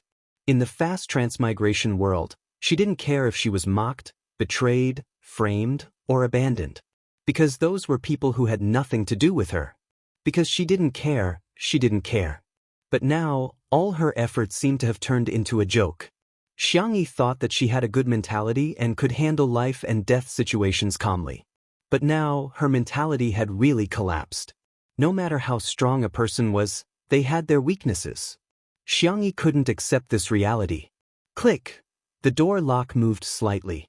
Xiangyi turned a deaf ear to it. She only raised her head slowly when she felt a warm and strong hand on her head. It was Shi Sui. She forced herself to be alert and asked in a soft and hoarse voice, "How did you get in?" Shi Sui cleared his throat, as if he didn't think it was something to be proud of. I was in prison for a few days when I was acting in a movie and learned some lock-picking skills. I see. Xiangyi pursed her lips. She wanted to reply with a smile, but she felt that she couldn't even smile. Shi Sui's eyes flickered. He bent down and sat beside her. One of his long legs was on the ground while the other was slightly bent. As he moved, his ankle bones were exposed and the soft cotton fabric rubbed against his fair skin. You don't have to smile if you don't want to. Do you want a shoulder or a tissue? I recommend the shoulder option because I'm wearing sweat-absorbent clothes today. It should be good for absorbing tears. Do you want to try it, Sister E? Xiangyi hesitated for a few seconds before she slowly, gently, and carefully leaned on his shoulder. Although she always said that Shi Sui was a little kid, in her heart, Shi Sui was still the reliable and gentle brother next door whom she had found reliable since they were young. Shi Sui remained silent and accompanied her silently. The room was extremely quiet. After an unknown period of time, Xiangyi said in a low voice, I suddenly miss Mom and Dad. Shi pursed his thin lips. The parents of Xiangyi and the others had died in an accident, and the cruelest thing was that Xiangyi was the only survivor of that accident. She witnessed her parents' deaths with her own eyes. She also experienced some rumors that shouldn't have existed. Those boring and ugly so-called elders would repeatedly whisper in her ears, "Do you miss your parents? Your brothers will blame you for being a jinx. You've become an unwanted child. You've become an unwanted child." Once little Xiangyi started crying, they would say, "Ah, this child can't be teased. We're just joking. What's there to cry about?" Shi Sui's voice was gentle as he coaxed her patiently. "Uncle and Auntie have become stars in the sky, protecting you. Sanction and the others have never blamed you or been angry with you. Because all of them know that you're the best sister in the world, Xiangyi." Chapter 308. Xiangyi didn't say anything, but her nose was a little sour. Her forehead was pressed against Shi Sui's shoulder, and she could feel the warmth of his body. Shi Sui whispered, "My hearing isn't very good either." Others might not understand, but Xiangyi immediately understood. He repeated what she had said before. The girl's nasal voice was thick. "I won't cry." She probably cried too much when she was young, and now that she was older, she couldn't cry anymore. When she was sad, her first reaction was not to cry, but to endure. Shi Sui chuckled. "Well, our sister E has always been a very strong child." He still remembered the fair and soft Xiangyi, crying and driving away those annoying elders. She looked so fierce when she left. At that time, Xiang Li was holding her, Xiang Feng spat at those people, and Xiang Yu was spitting profanities. As for Sanction, he was even more ruthless. He weighed a brick and stood on the side like a cold-faced king of hell, a proper threat. No matter how the 5 children fought at home, they would always stand together outside. Xiangyi calmed down for a while, and her emotions calmed down a little. She belatedly realized that Shui had also seen that her. Quickly transmigrate back. She was on the bed in his room. Shui didn't mention this matter again, and Xiangyi thought that he didn't care. Now that she thought about it, did he find something wrong? Oui. Xiangyi licked her cherry lips, raised her small face and asked, "That day at the hot spring villa, nothing happened between us, right?" Shui raised his eyebrows, and his dark eyes were unfathomable. "Do you think something should have happened between us?" This involved a blind spot in her knowledge again. Xiangyi was a little embarrassed. "At that time, did I defile you?" Shui asked with a half-smile. "Ruin?" Xiangyi was annoyed. It was all Nan's fault for using such a magical word. She had such a deep impression of this word that she blurted it out. "Ahem, then let me rephrase my question. At that time, did I do anything to you that was not in line with the core values of socialism?" The little girl was full of righteousness. At first glance, she looked very steady, if one ignored her slightly red earlobes. Shui pondered for a moment, causing Xiangyi's heart to skip a beat. Then, he drawled, "You fell asleep as soon as you entered." That night, the room card was an accident. Xiangyi had wanted to use the room card of another young hunk, but she accidentally entered Shui's room by mistake. The way that Xiangyi looked at him was truly disgusting. However, she immediately fainted. Shui originally thought that she was acting and was about to smoke a cigarette to ask Xiang Feng to come and get her, but she soon woke up. It was the same face, but the look in his eyes was different. Shui knew that she were no longer the same person. Hearing this, Xiangyi breathed a sigh of relief. However, looking at Shui's calm attitude, Xiangyi felt that he knew something. Just as she was about to ask, someone knocked on the door. Bang, bang, bang. Following that was a familiar silly voice. Little Xiangyi opened the door. "I know you're in there. Look at what you've done. Stupid girl, as your uncle, I must teach you a lesson today." It was Xiang Feng, who had rushed over after hearing the news. When he saw the trending topic, he almost fainted from anger. Creak! The door opened. Xiang Feng was about to criticize her as an elder, but he suddenly met the girl's red eyes and uneasy and pitiful appearance. "Xiang Feng. Ahem, actually I thought about it. It's not a big deal." Chapter 309. Xiangyi was dumbfounded. "Huh." Xiang Feng said righteously, "Uncle, how can you not believe our little Xiangyi? It's a misunderstanding. It must be a misunderstanding. Okay, don't cry. Uncle will take you to eat your favorite junk food." Xiangyi clenched her little fists. She was ready to be scolded, but she didn't expect such a turn of events. The little girl nodded dizzily. 10 minutes later, Sanction couldn't wait to come out of his room. He wanted to see how Shui had coaxed Xiang Feng. However, Shui was in the living room, but Xiangyi was nowhere to be seen. The bedroom door was open, and there was no sign of the girl. Sanction gritted his teeth. "Where's my sister? How did she coax him? Did he coax her away?" Shui, "Brother, before I answer your question, can you take a deep breath first?" Sanction? Shui, "Xiang Feng is here." These 4 words naturally drew hatred. Sanction's eyebrows twitched violently. He took Sister E to eat junk food. Sanction. Location. Every word seemed to be squeezed out from between his teeth. Shui blinked. "Brother, you have to pay for information," Sanction sneered. "I think you're still sleeping. You're not going to tell me? Then I'll beat you until you tell me." Seeing that the man was rolling up his sleeves, Shui said, "He also brought iced milk tea and cola for Sister E." Sanction gritted his teeth. Deal. In the parking garage. Although Xiangyi was the only one living in the manor, her brothers all had cars here. There were limited edition sports cars, motorcycles, and Xiang Feng's hover car everywhere. In the most spacious off-road vehicle. "Come, little Xiangyi, eat this fried chicken while it's hot. And this strawberry cheese smoothie, it's amazing. Do you want an iced cola? Do you want to try drinking from 2 straws at the same time? You'll get double the happiness." Xiang Feng was frantically promoting.